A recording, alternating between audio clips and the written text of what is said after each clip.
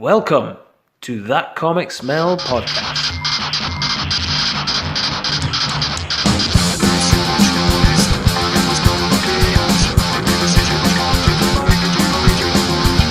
With your hosts, David Robertson, Fernando Pons, Giuseppe Labertino, Mike Sadakat, and Tom Stewart, with special guest Olivia Hicks.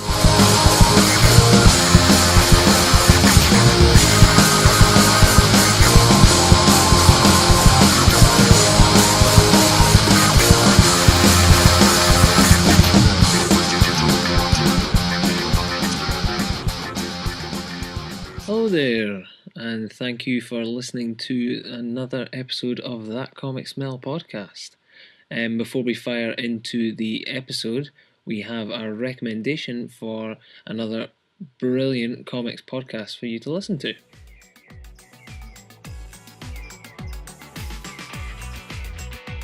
welcome from the Lakes International Comic Art Festival podcast. My name's Ian, And I'm Nikki. and our podcast is all about, surprise, surprise, comics. We interview big and upcoming names from the comic world. We also review the latest in comics, graphic novels, and comic-based films. We also chat about what we've seen, what we've enjoyed, and what we're playing in our pop culture section.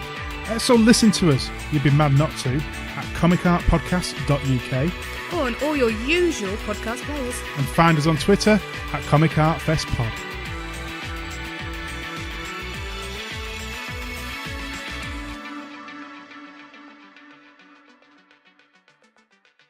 Hope you enjoyed that. Go nip across to the Comic Arts Festival podcast and give them a listen. Give them a wee like, a subscribe, or follow them any way that you can. They're great folks and an absolutely stellar podcast. Now, on with the show. You only tackle sharks the size of skyscrapers. I've got his Gmail. And Come in! give it. Cool. Should I open the door? Yeah, that's maybe a dog. it's maybe a dog. Oh, it is a dog. The tail, pum pum pum. Hubbard's at the ball. I sat and started watching Hubbard the Duck this week.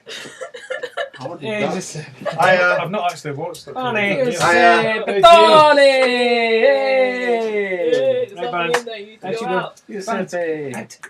How's it going? Alright. Good to see you, man. Alright. Cool, it's a good job it's not one of the really hot days, isn't it?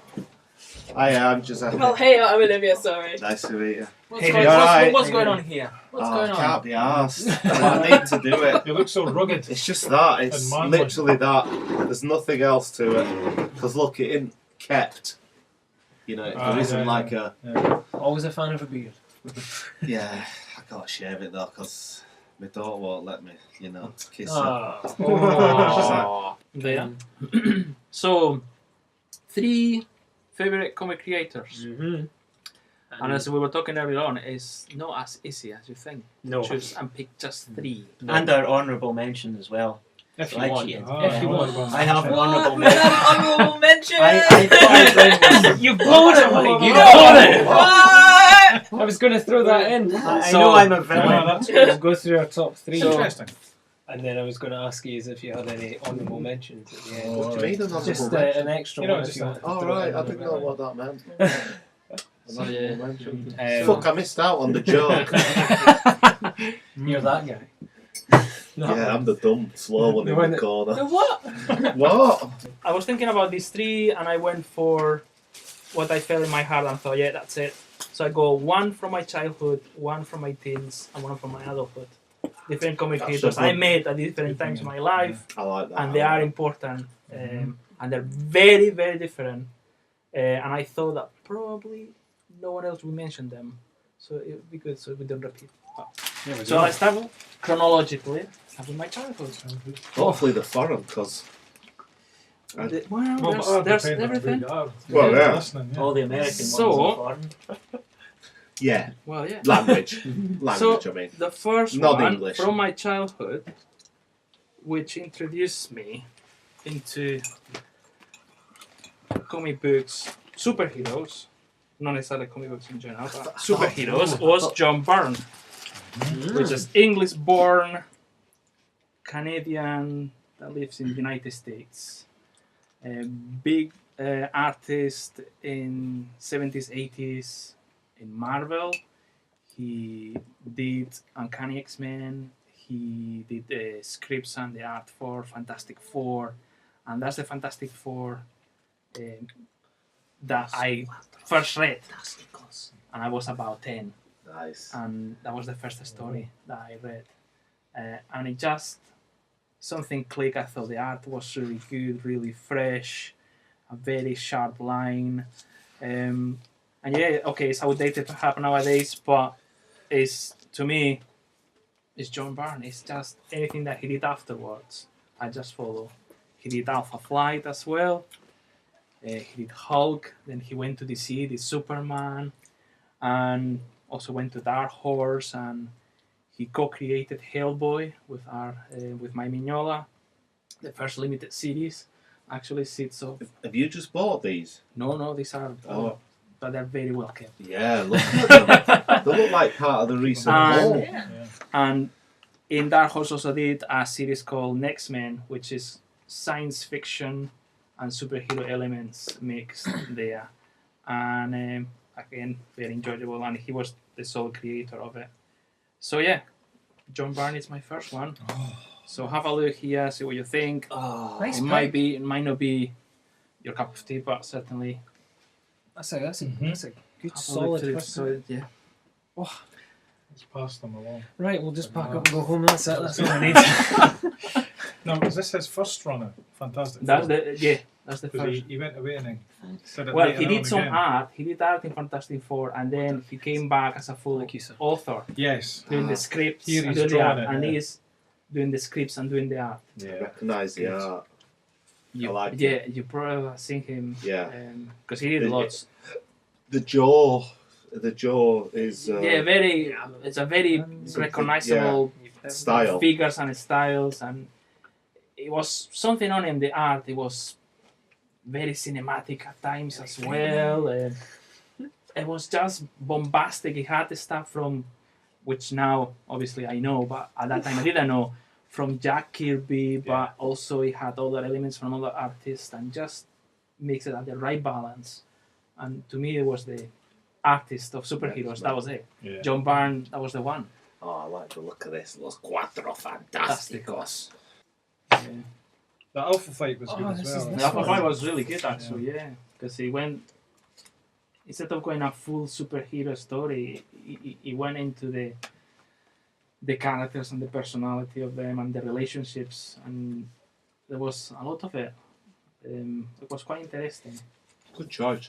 What's so interesting is that they have the photographs of Yeah, and the that one, yeah. creative team on the back. I think Yeah. it's so cool to have like not just John Byrne, but also the colorist Yes. and the inkers like photos Yeah. on the back. It's Yeah.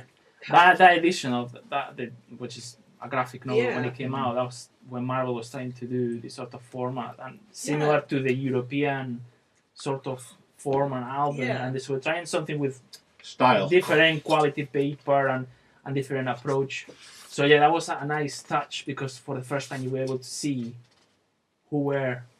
Yeah. Obviously, I've seen some photos of John Byrne previously, but that one is Peter Scorsese and what's it? Kim DeMolder. Kim the Mulder, which I always thought Kim the Mulder was a woman, and then it transpired that it's a guy. And I Yeah. thought, what?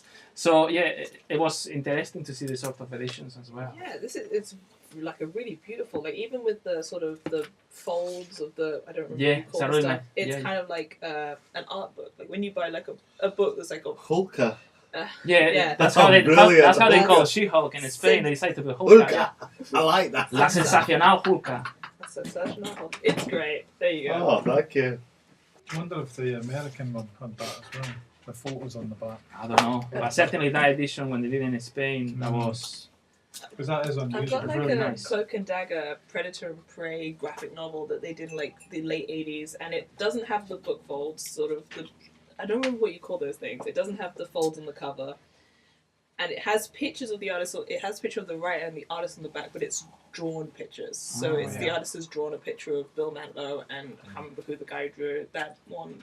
So and it doesn't have that thick a cover. It's more of a sort of the cover isn't like like shiny and Yeah. it doesn't have that feel to it. So yeah, I feel like maybe there's a bit more for the European Yeah. market.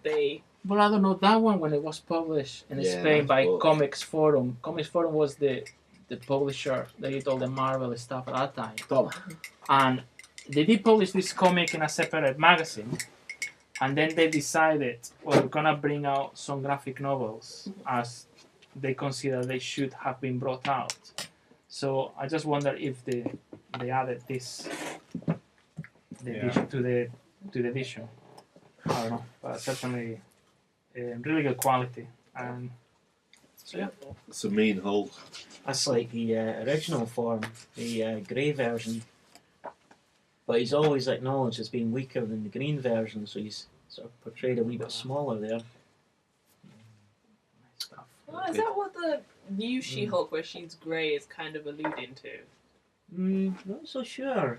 Probably. Yeah, she's like, it's one of those Marvel series where you start with number 1 and you need to have read about 6 different crossovers to understand number 1. So I couldn't really understand the new She-Hulk, Yeah. but she was sort of grey and didn't seem to be very powerful. Coping the Yeah, maybe it's me. Now. Right, It Dave. is- This one happens at the I was thinking it was going to go across to you, but I don't know why. That doesn't make any sense.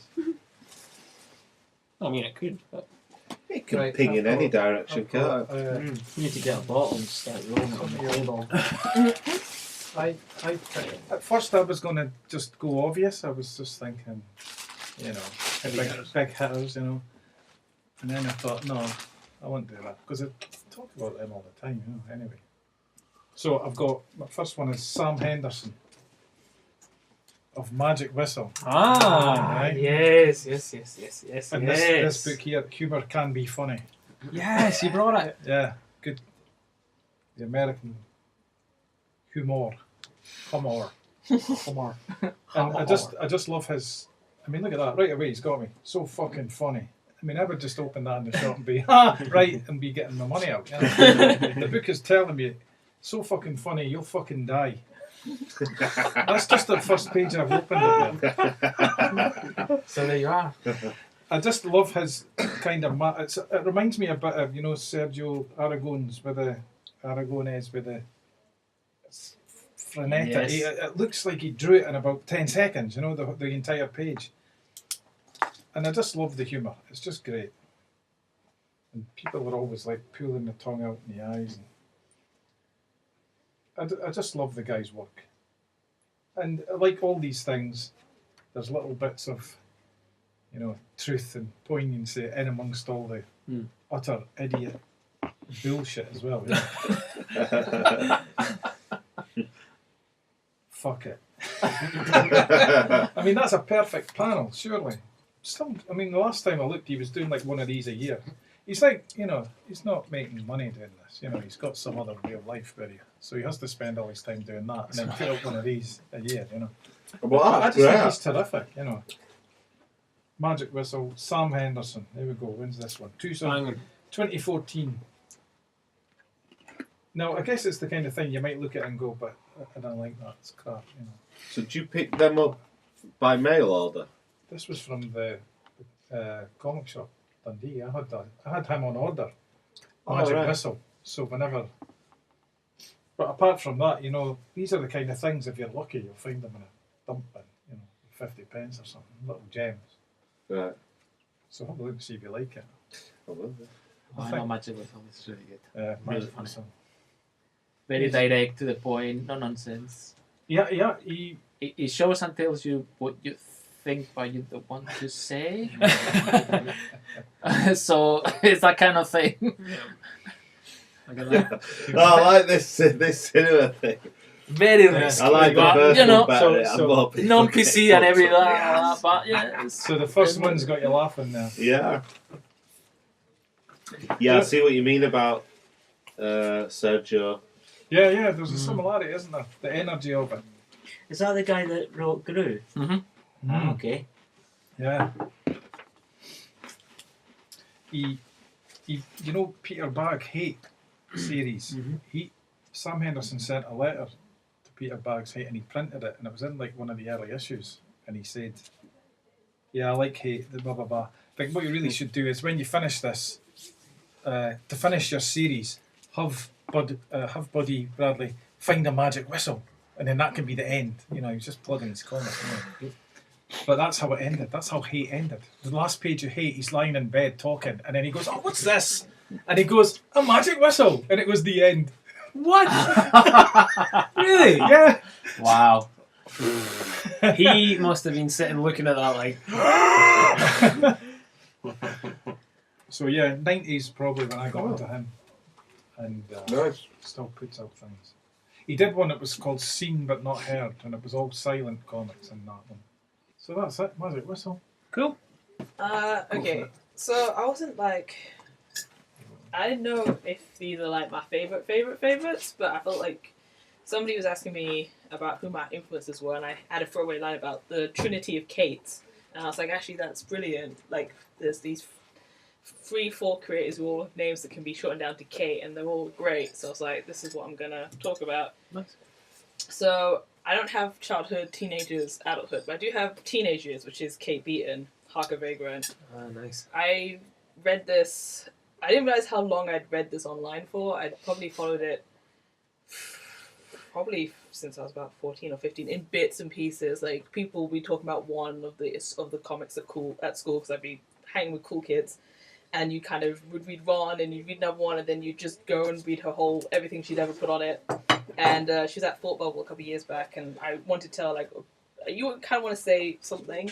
So I was like, oh, I really like this script you did. I really like this script you did. And I realized I had about 10 years worth of reading. And I was like, I like that one, I like that one, I like that one, I like that one, I like that one, I like that one. And she was at the end, and she's like, flip it heck. So basically, she does a lot of stuff that's sort of based in history, based in literature. It was a lot of stuff that I used to read before I found comics. I used to read books. And so a lot, right? I always used to like to read classics. So it's a lot of stuff that, like, you've got a good ground in then. Wuthering Heights and Jane Austen. So jokes about that, which I think are absolutely hilarious. My favorite one she does. Well, she's done a lot. She's done a Great Gatsby one, which is really great. But one of my favorite things she's ever done is a series of comics about the Nancy Drew books, which I've never read. I've read half of one now, but this is everything I know about Nancy Drew is from this comic. Okay. And what she does is she takes the front cover of a classic Nancy Drew and then tries to finish it off just from the cover scene. So there's one where what's a good one? So this one, and it's called The Secret of Redgate Farm, and on the cover it's Nancy Drew, and she's looking at a group of people in white robes dancing, and so she continues on, she's like, what secret dance club is this? I have to join. And this guy's like, Nancy, do you know who they are? And Nancy's put on a Ku Klux Klan hat. No, and she's like, no, but I will. And he's like, I'm calling your PR department. And or like, there's one where she's got a torch and a peacock, and she's like, I need to solve a mystery, but this cat is in the way. And this guy's like, Nancy, are you all right? She's like, go away, cat. And he's like, Nancy. And then she turns around, she's like, Mr. President. He's like, oh, Nancy. And just those lines to me are iconic. Like, me and my brother real quote KB into each other, which is like, it's really, so there's a Great Gatsby joke she does where Daisy, the horrible wife, is just sitting on her baby. And someone goes, what about that baby? She goes, and she's sitting on it, she goes, what baby? And me and my brother always just going, what baby, to each other. I'll just show you guys one more, because this is one where so there's a guy and a girl in the cover standing in front of a fireplace with skulls on it. And she's like, oh, Ned, I love your skull collection. He's like, oh, Nancy, I knew you'd understand. And she's like, that one is called Janice, and that one is Claire. And she's like, girls' names. And then she turns to him, she's like, should I be jealous? And he goes, yes. The humor's very, like, offbeat, and it kind of always ends really suddenly. The way she draws expressions is just so funny. She's just the most expressive one. She's got one about sexy Tudors, which is kind of inspired by the Tudors TV show, which is amazing. And I kind of mentioned this amongst all the thousands of comics I was telling her that I had enjoyed over the years. And she said the Nancy Drew ones, she'd been in hospital and she was kind of fevered up as a child, and she'd read these Nancy Drews in a fever. And that's kind of what she remembers about it. And I think you really get that sort of feverish sense of just this nightmare world when you read these. I don't know, just what it is about these that I think is just so funny. But that Nancy Drew script is one of the funniest things that's ever been done in the history of the world. The way she draws is amazing. The ideas she has, the use of the commentary on history. It's all really great. Like Kate Beaton's just a top notch artist and thinker and writer. She's just beautiful. She's brilliant. She's brilliant and she's beautiful. I could see in person. She's also a beautiful woman. She does every now and again she'll do like superhero stuff, which is also I enjoy a lot. She did a Cloak and Dagger series, which Cloak and Dagger, one of my favorite Marvel characters, which I think tells you everything you need to know about me and Marvel. If I think Cloak and Dagger are one of the best things, I'm just like, Cloak and Dagger! She does one, and the whole thing is around the fact that Dagger's costume is ridiculous, and the whole thing is just the costume flipping over, and Cloak being like, Dagger, we're having a serious moment! She's like, I'm sorry, my costume won't stay on! And it's so funny. That's when I first heard of her. She did some Wonder Woman stuff in there. Yeah.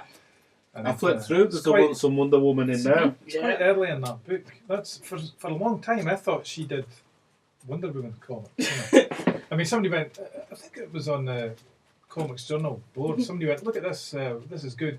And I went and looked, and all these Wonder Woman comics. And I thought, "Oh, that's good." And then I didn't think any more about it for years. So I just thought Kate Beaton was somebody that did Wonder Woman knockoffs. And then I got this book, and it was that was a tiny amount of what she does. You know, she does all manner of stuff. Well, I mean, the way I came to her was through the stuff she was doing on like Jane Austen, and she did like one about Jane Austen fan art, which was really funny. And she had one about monks, where like one of the monks he's like in the 14th century, and he's like, "What are you doing?" And he's like, "I'm doing the illustrated manuscript of Saint Matthew," and the other monk's like, "I'm doing my Saint Matthew fan fiction." and the men are like, "You are not a good monk," and it's like, it's just stuff like that. I was just so funny, and then like, and then obviously when you read it, Janet Jackson, she does a Janet Jackson Nasty comic, which goes on.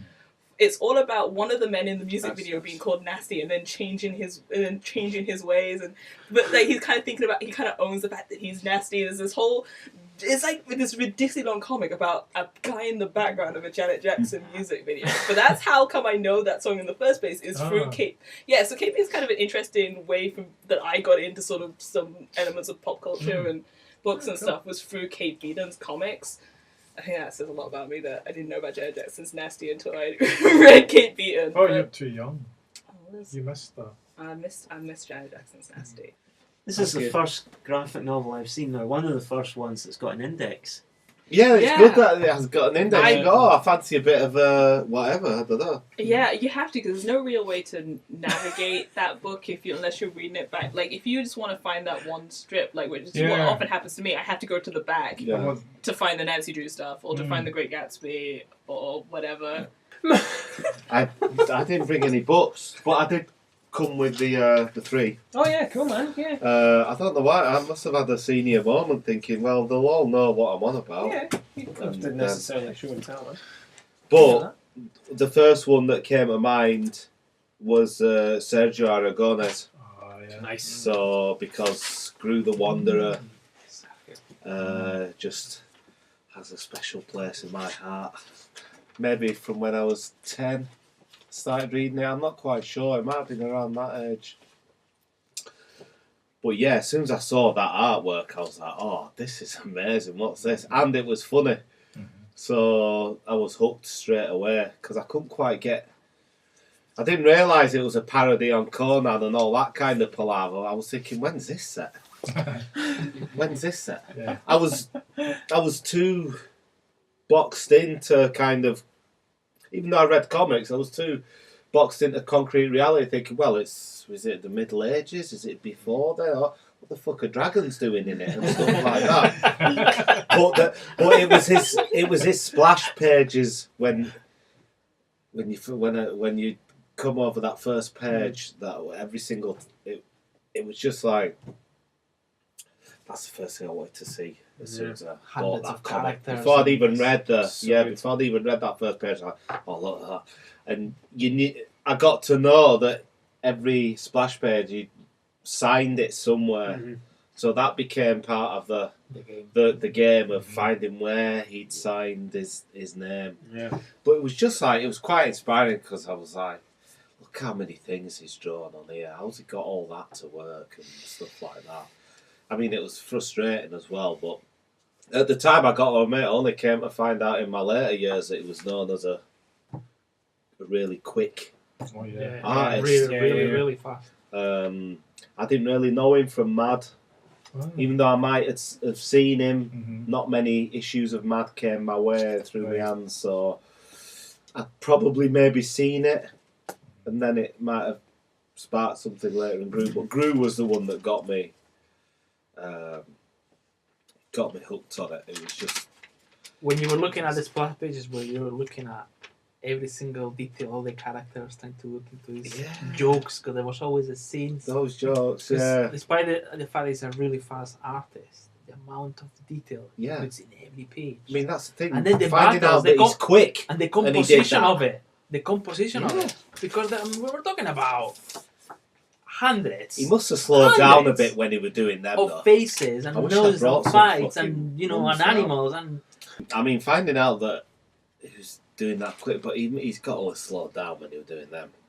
I saw him talk about that. He gets asked all the time because he says that he does a page a day or something. He's got some rate, and then people are always saying, "Come on, there's no way you do all that like in one day." And he said no, he would finish. He would do so much on that big splash with all the details, and then the next day he starts on the next page, and if he gets that page finished, he's still got 2 hours left of the day. He goes back and does a bit more on that one.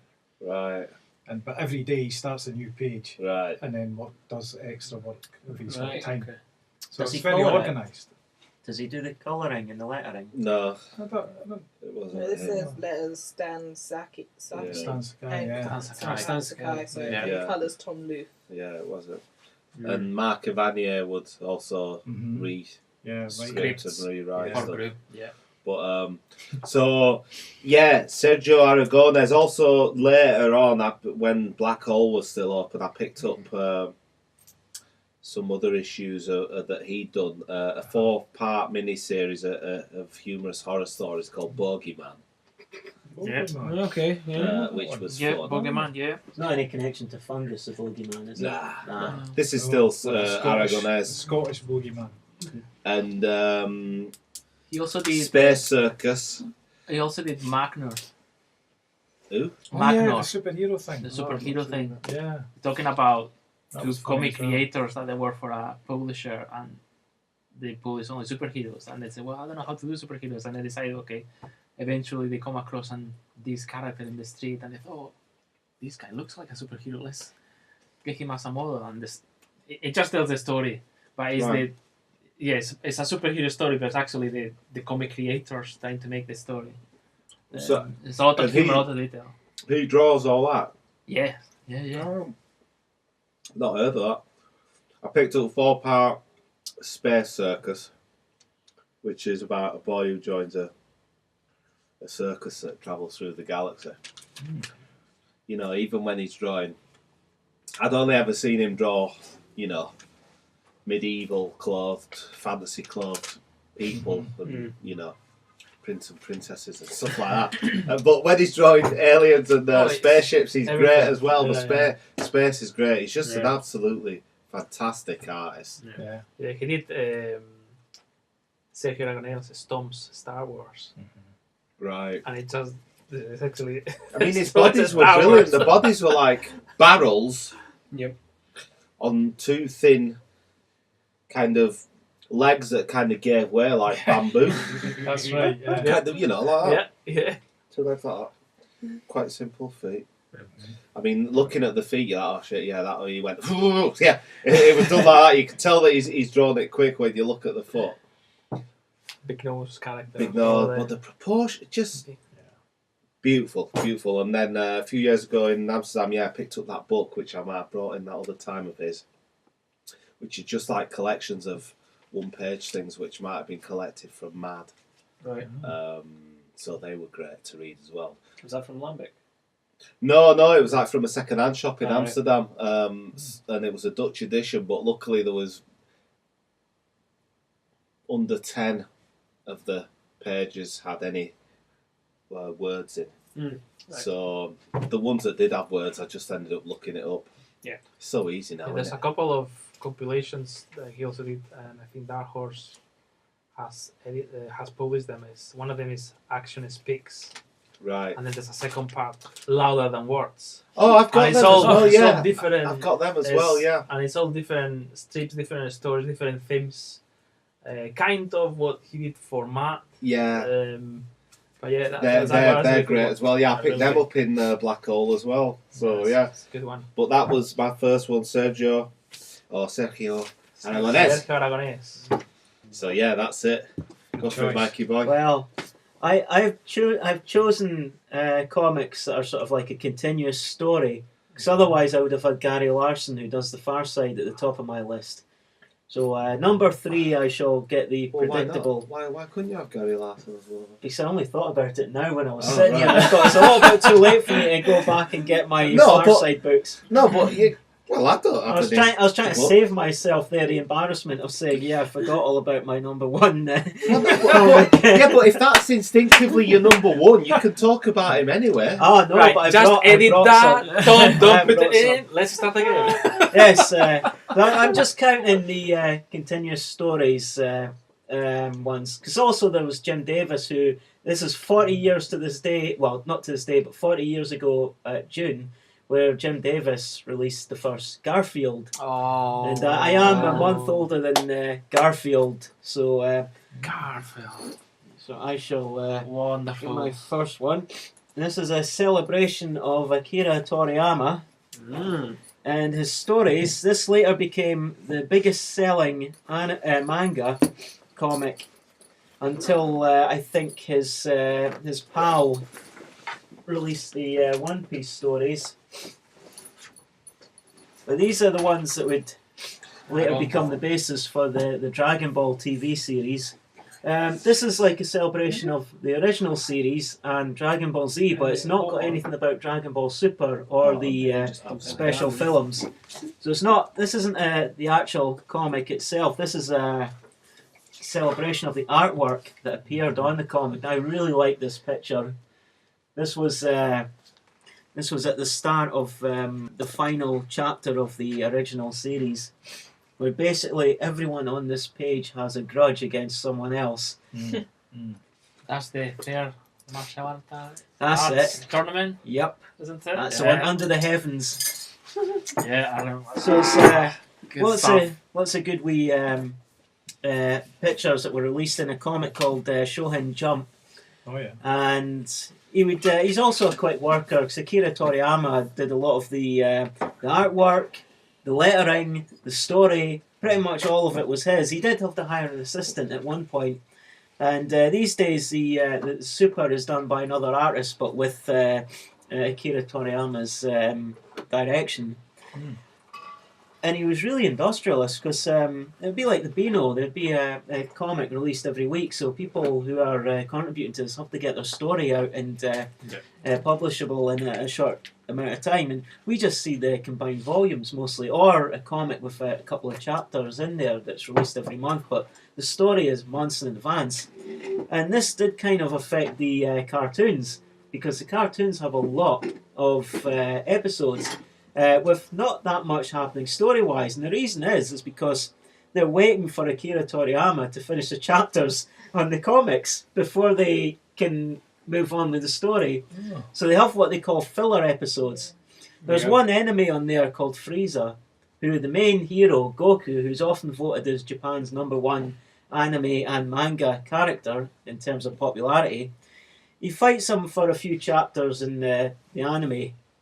In the books, the anime had to do about 22 or 19 it was episodes. Like a big saga. Basically it ran out to about half a day, all because they were waiting on them to finish the story. And there's a really popular idea among Japanese school kids, and there it is there. When some of the main characters, they go Super Saiyan, which means they get a power boost and their hair goes blonde. The main reason that happened is because the main characters mostly had black hair, and Akira Toriyama was trying to save money on ink, so he came up with the idea of them changing their hair colour just to save ink. And luckily for him, it was amazingly popular. Yeah. So not only do they do it in the comics, that's a lot of black ink, isn't it? Yeah, they do it in the cartoons now. So quite often at these anime conventions and other comic conventions, you see people walking around with bright yellow wigs. No doubt some of you have probably spotted this before. And that's them as Son Goku. And this character, he's based on the Monkey King from the old Journey to the West stories. Except he's got a sort of pure heart. The Monkey King was mischievous. But Goku, early in the story, as a mischievous boy, falls off a cliff after being adopted by a martial artist, bangs his head, has a scar, but turns into an angel after that. Originally, he was the incarnation of the Monkey King, but then the creator wanted to have different areas to fight. So he ended up making Goku an alien called a Saiyan, who are basically hired muscle for advanced civilizations to take over planets. And he has like loads of strength because on his planet, which is called Vegeta, after the term vegetable, he all the Saiyans are named they're named after vegetables. So his enemy is called Vegeta, vegetable. Vegeta has a brother called Tarbles, as in Tibble. Goku's name is really Kakarot, as in carrot. His brother's Raditz, as in radish. And there's one called Nappa, who's named after a Chinese cabbage, apparently. He does this quite a lot. The character here, Piccolo's named after a woodwind instrument. His minions in the original series, one was called piano, another was called tambourine, another one drum, another one's called cymbal. And in Dragon Ball Super, there's a character called Lord Beerus, who's like an Egyptian cat god of death, who turns out to like chocolates and sweeties. He's meant to be translated as Bills because his name was supposed to rhyme with virus. Japanese word as virus was Bills. Akira Toriyama, who modified the character, thought that this was a play on beer, the drink. So he named the other characters connected to Beerus after drinks. So there's Whis, as in whiskey, Vados, as in vodka, and Champa, as in champagne. So he's got interesting methods, and also very rarely does he ever show a villain on their own, because he wants the characters to interact. So quite often when not just villains, but heroes as well, when he introduces new characters, they're almost always with another person. So when Piccolo appeared, he had his minion Piano, who he would talk to. When Vegeta was there, he had Nappa with him. When Yamcha was there, he had a shape-shifting cat called Purar, who's able to float magically in the air. There's a lot of outrageous characters. Dinosaurs often appear in there as if no extinction ever happened. And look at that, the Christmas. Yeah. So there's lots of brilliant pictures in that book. So that's why Akira Toriyama is one of my favourites. But as I say, he's third on the list. He's ahead of the honourable mention, but there's two other people who I'll keep you guys guessing. And the other main guy who you decided not to bring who actually is your number one. My apologies to Gary Larson. Yes. So sorry. It's only Gary Larson, you know. Well, I was saying to Mike and Nando before everybody else arrived that I found it very hard to pick my three, so eventually settled on what three creators I would jump at the chance to get their newest project. So if it was announced that this certain person was going to be doing something else, I'd be right on it straight away. Is everybody still alive, or is it a case of like... I think so. Okay, I'm so it's not just a sure case of like, I wish so-and-so was still alive so I could have... It's like some people working now. One of them doesn't work anymore. If you did do something else, I'd be like, oh, hell's yeah. One of them I'm saying I think so, because I wouldn't be able to tell if he was alive or dead, to be honest, because he's so much out of the public eye. But my first one is Derf Baghdad.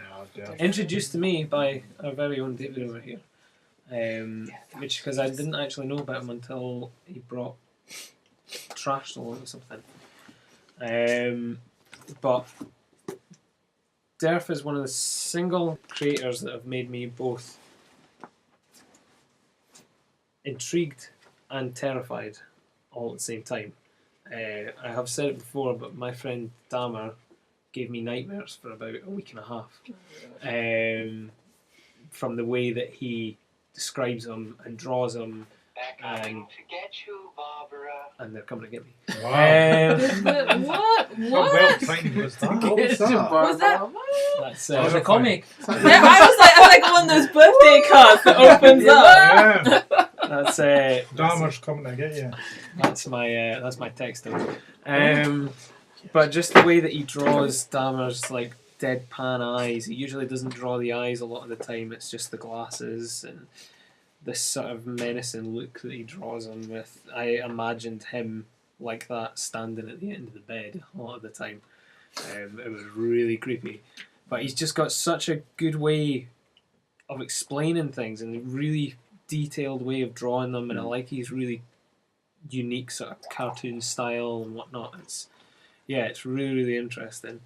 I really, really rate this guy so highly. And Trashed was just amazing because my dad actually worked on bin lorries, and this is to do more with the US, but it's the same basic principle. It's around the same sort of time that I would have known him being on the bin lorries as well. And there's just sort of tidbits. I've done a short stint, 3 weeks. Yep. Once Oh, you said that in the before. university, between in summer between years. But there's Wasn't good. there's like short bits of information in amongst there as well of like how the trash system works and how your rubbish is distributed and disposed of and everything. I'll try to find the actual page. There's a whole bit that tells you like how many diapers there is in a home and stuff like that by illustrating it. But look at the detail in that. It's absolutely incredible. But there's also the whole story going throughout it about these guys in their summer job, working as trash guys. But he's done it's just like the amount of detail in some of these are just unbelievable. But the actual characters, they're all sort of that lanky, knobbly sort of thing going on. Big fan. Big fan. Definitely highly rated. He's got a whole series called, is it Trailer Parks and Punk Rock, or Punk Rock and Trailer Parks? I've still to read. Yeah. And he does a sort of weekly comic called The City, which is really good.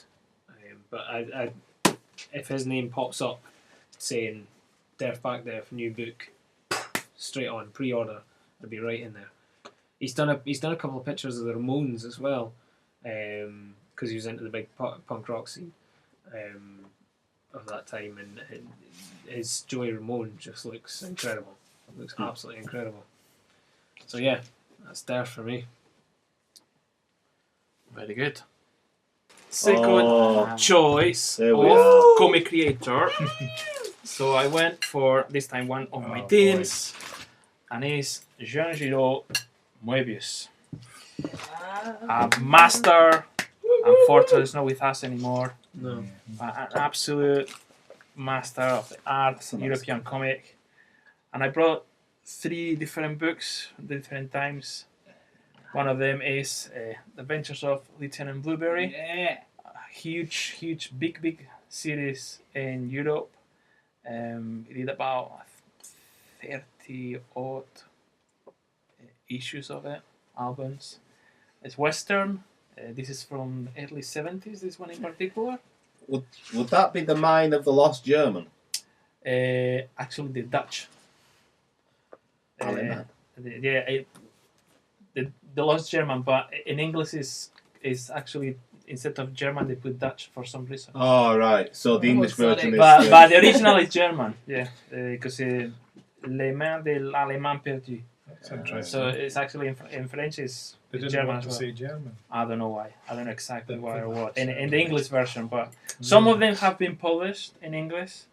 This story and a few others kind of follow this story, but the rest, I believe, is not being published in English yet. And it's a classic in Europe, in Spain, in Italy, France, Belgium. These have been published, still selling lots. They've done lots of editions, and it's a fantastic Western story. They're definitely missing a trick. And this is where Giraud started as a full artist, and he made a name with this. and the scripts were done by Charlier, which is a different guy who used to do the scripts. He did the art. Later on in the series, Giro does the scripts as well. That's one you sent me, isn't it? This is what, I sent that one because I found it digitally. Still haven't figured out what they're saying, but I love it. It's really good. So the style in this one, there's lots of detail. It's follow more of a classic artist of Europe of the late 60s and early 70s. The cover reminds me of Charles Bronson in Once Upon a Time in the West. Just like that. Well, allegedly he used the face of Jean-Paul Belmondo as the face for Lieutenant Blueberry. Allegedly. There's certain similitudes. He's a French actor. But yeah, this is a classic Giro that probably I know a lot of people have seen in the UK, because what we know is more the style from the I'm going to say science fiction is what he's kind of known for over here. Yes, but at that time he was Jean Giraud, and then at some point in his career he decided to go into science fiction, and he did a lot of strips in science fiction, and the style is different because the line is much clearer. More defined. There's no much hatching comparison. Not read that yet. I bought that in Amsterdam and not read it yet. Have you read it? Yeah. No. And he called himself Moebius. And this one. Yeah. This is the Incal, which is another one of these books that anyone should read. Classical science fiction, classical European comics. I think a script is by this crazy man called Jodorowsky, the Chilean cinematographer, writer. Is an absolute genius, this guy. So many ideas. I think when he went Moebius as well, he started drawing a lot more kind of erotic like figures and stuff as well. They just looked a lot more erotic compared to like the Blueberry stuff. Well, with the Blueberry, he kept it always in the Western and kind of more, let's call it PG.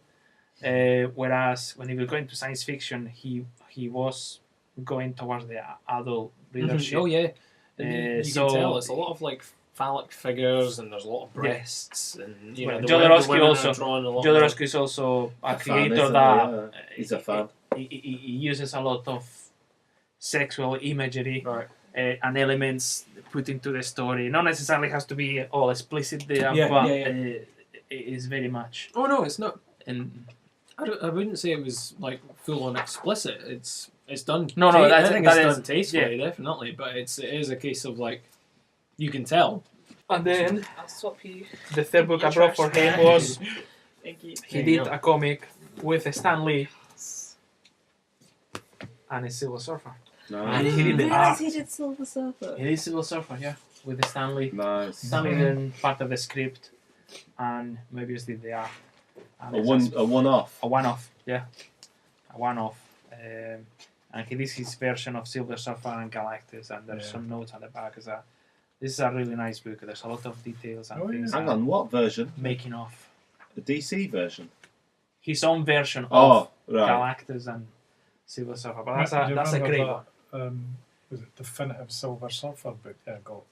And it had a lot of good stuff. The platinum edition. And that's one of the that's yeah. That was a great collection. But that one, the Spanish, that one, when they published that, they put a lot of stuff at the back. Yeah, that's nice. How it was produced, the coloring, Does the he design. do the lettering as well? So they did a lot of. Yeah. To me, my board. He always says that, doesn't he? To me, my board. So Moebius or Jean Giraud or Giraud. Fantastic, great stuff. Next one, Dave. Go, Davey boy. Yeah. Whilst we sitting. This reminds me of heavy metal. This one. Yeah, it was published in Metal Irland, heavy metal and things like that. Yeah. I would openly get that tattooed. That is fantastic. Look at that. That'll be on your back. That's beautiful. On your ass. That'll be an arm. On your That's cheek. an arm. Yeah, that's a show off piece right there. Galactus is always watching you. That's gorgeous. Fuck me. That's amazing. Right, my next one is I chose Mary Fleener. Mary Fleener. This is the 90s again, I think, indie Zongo Comics, which is part of the Bongo Matt Groening empire. Oh yeah. So Mary Fleener and Hugh Hymans, they came up, and she's got not two different styles, but because she's always got this kind of mad cubist kind of stuff going on, which I really liked as soon as I saw it, you know. And her stories are funny. They're autobiographical stuff, and it's like sex, you know, and rock and roll. Just The two key genres. That's absolutely. it. And it's all We are sold. You know, she's pissed off at people and dead funny, but she's honest about problems and all that, you know. So it's very involving, and she'll draw herself in the same style, and then when she gets really angry, you know, her face will get more and more, you know, shapes and triangles and all that. So I just liked the style right away. I liked what the stories were about. I mean, yeah, look at this guy here. What?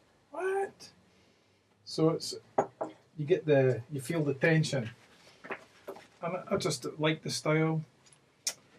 So this is like she did a series called Slut Burger. That's what I've heard.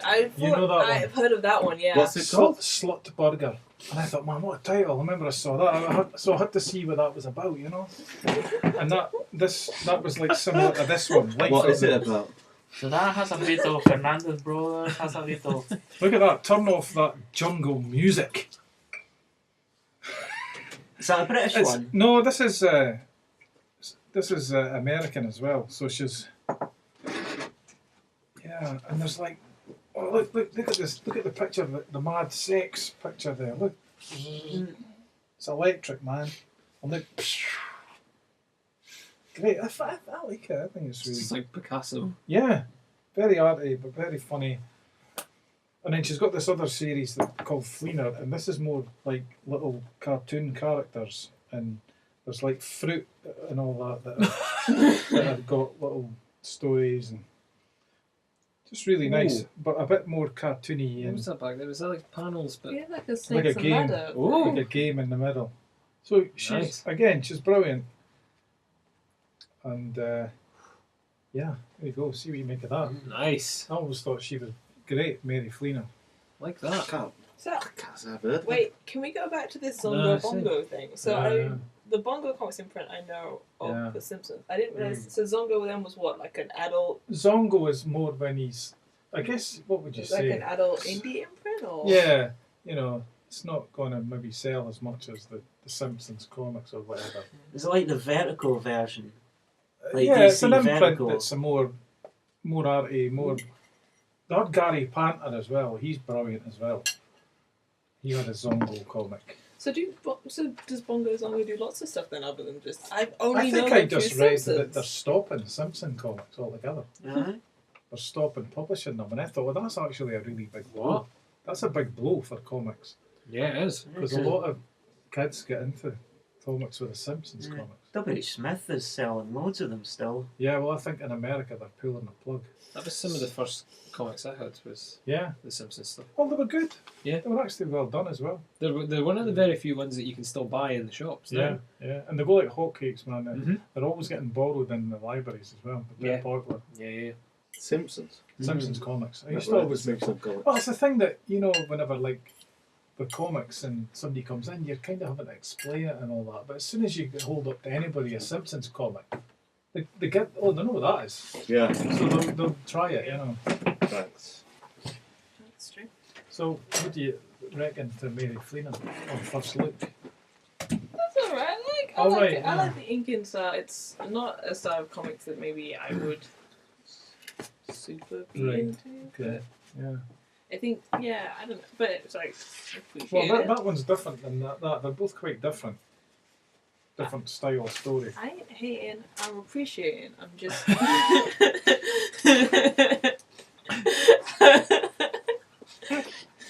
But I read it and think, oh yeah, I've got to get a copy of this when I go home and read it. I Unfortunately. understand. Have a look at that one. But you're gonna try and convert me to Just shit all over my favourites. I'm gonna pretend I'm in the huff for a while If I was shitting out all over your I thought favourites, you were my friend. know about it. Don't worry about it. No, it's too far. So yeah, you can take it. Okay, It's so alright. this is like I don't know. You It's like can. she You can because take she it, man. changes her style so often. So I'll see one panel be like this. I'm like Yeah. I'm like this is a bit too art. This is too art for me. Like Too hard. like Do you once not it think gets too a- painted, once it gets too okay. much like a piece of Got art ya. that you would see on a wall, I Got start ya. to disconnect. Yes. I think I'm very like Mhm. boring in that my comics need to look a certain way. They need to have Yeah. inks, Right. and like paints is something that like once something starts to get super painted, I'm just like I start to lose interest in it. Right. It needs to be a certain ways of storytelling for me to be like, yeah, I can read this. I So can you read this think for that's days. getting a bit too far out with the story on that? I don't know, I guess it piece? makes me once it gets to a certain level, I find it kind of freezes and it's less like a sequential sort of you read onto the. It's more like just look at this one nice Yeah. panel. Like Mhm. sometimes Bill Sienkiewicz's work, which I quite like his covers a lot. Yeah. But when it's like you read Elektra, I mean, it doesn't help as well. Elektra is a garbage script, but like the artwork. Well, sorry, yeah. to any Elektra fans, but like Elektra is a garbage script and a garbage character. You can quote me on it, but once it gets quite painted, I find it really hard to kind of get myself to reading it. Yeah. This is all on me. This is not on Mary Fleener. This is on me being my brain working weird. I agree with you with Bill Sienkiewicz, for Yeah. example, and on that case in particular as well. When some artists that try, which are really good artists, Yeah. they are really good artists, but for example with Bill Sienkiewicz, as you were mentioning, he's a tremendous artist. He knows his techniques very, very well. He experiments a lot with the page, but as sequence, as storytelling, it fails on to guide you through the page as a comic. I think. Yeah. It makes it difficult from that point of view. I think he does. Yeah. So Because Elektra is all over the place from page to page. It's just it's chaotic. that's not how the script is. It's from Miller as well. It's going. Yeah, But, they're right into the story. That's just. But unhinged, I understand that when you just go into the art and you're trying to too experimental, then you're gonna lose a little bit. Well, at the end of the day, it's a comic, so you still want to tell the story, and if you are failing to do that, then something is not going on. The art is really good. You're showing the techniques there really well, but there's no fluidity. I don't get that at all. There's no from storytelling. Mary Fleener, at all. No, I'm not saying that's the case, but It's like- I can see where is that coming from. So And then, for example, it's when she goes kind of cubist. So it's Well- like it's not every panel. I'll be like this. I'm No, like that's that's- fine. That's that's a the comic. That's a standard, yeah. comic. That's great. And then she'll have a panel where she'll do the cubist stuff, and I'll Yeah. be like, oh wait, am I reading a comic or am I looking at a picture? I don't know. and it's like and there, Yeah. I'm looking at it, and I can see, Hernandez Brothers. I can see some Peter Bag, but then I can see, abstract and styles inspired on Picasso, etc. So that's my number 2. I think it's a Mary good choice. Fleener. One of the greats, Olivia. Right. The younger. You're gonna have to pull it out of the Right. bag now, Olivia. Right. Okay. Well. Now you're gonna have to. You have to bring something big guns. Bring the A game. Yeah, I mean, Okay, bigger well- style. You can. Okay, I'm gonna bring. So I saw this comic. I was at Thought Bubble, which I love, and across the way I saw this cover. I was walking by and I just saw this, and I just ran over immediately. And Katie Skelly was there, and I was like, "This is amazing! How much is the comic?" She told me how much, and I ran back to get my money. Ran back and was like, "I need this comic now in my life." And the reason, also some of the reasons why I picked the people I picked today was because they linked back to other people who I really liked, and so the reason why this attracted me so much was because it reminded me of Jean-Claude Foray, who does Barbarella. Mm-hmm. And it reminded me so much of the Barbarella comic book from the 60s, which is, I love Barbarella. It's one of my all-time just favourite things that's ever happened. And just, people say it's kind of very shoujo manga as well, which I guess I see less of because I don't read a lot of manga, but definitely I get that sort of bande dessinée, Jean-Claude Foray 60s art. She's very inspired by sort of like 60s exploitation horror films. And sort of like, if anyone saw The Love Witch recently, I think that's like a really good sort of allegory to like the sort of stuff she's into. So it's about a vampire. The plot's very simple. Like, it's not about plot. It's all about style. Like, which is kind of why I like it. It's lots of silence. The way she uses colors is just so it is deceptively simple. But the whole way she draws, like, once I read this, I sat home and tried to change my entire art style to draw like this, and I gave up, as people could tell. But I just wanted to do this because I thought this was great.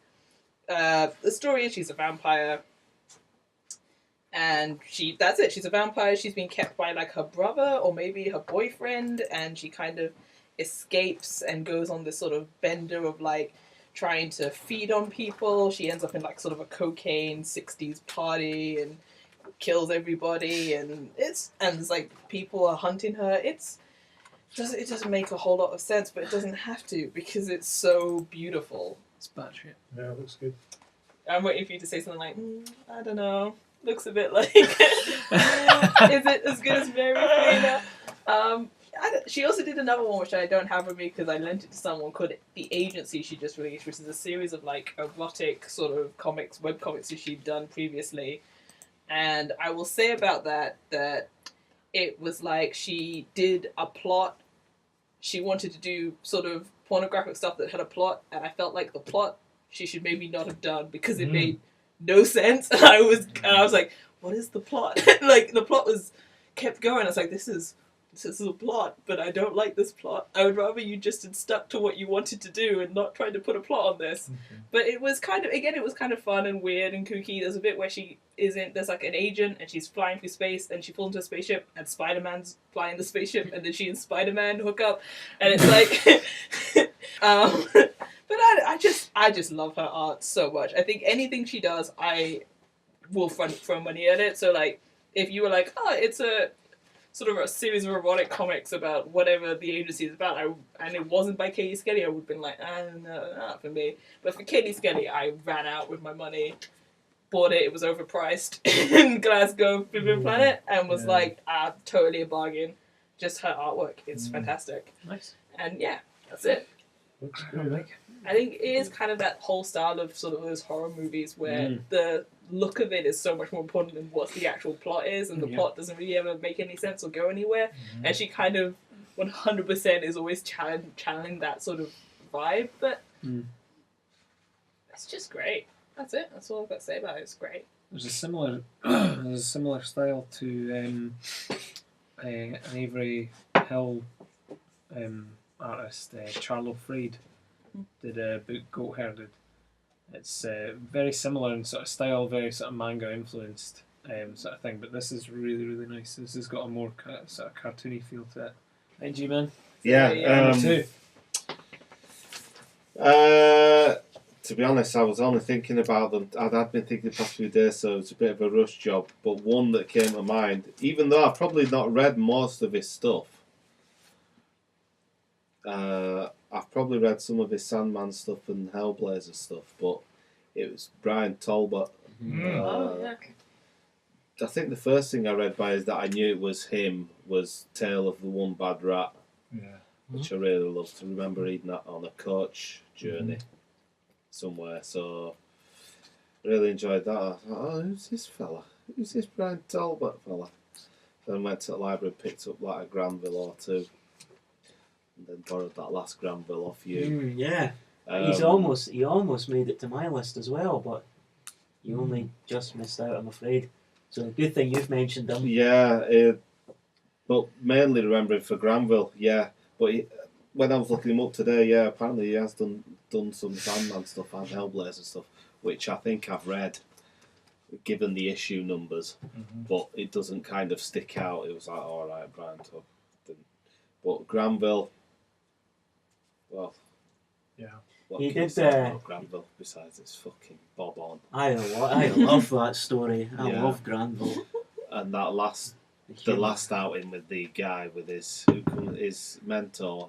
What was his name? Hawksmoor. Yeah, I still want a spin-off with him. But because he writes and draws, doesn't he? Yeah. But his wife helps out as well. Brilliant. The artwork and everything.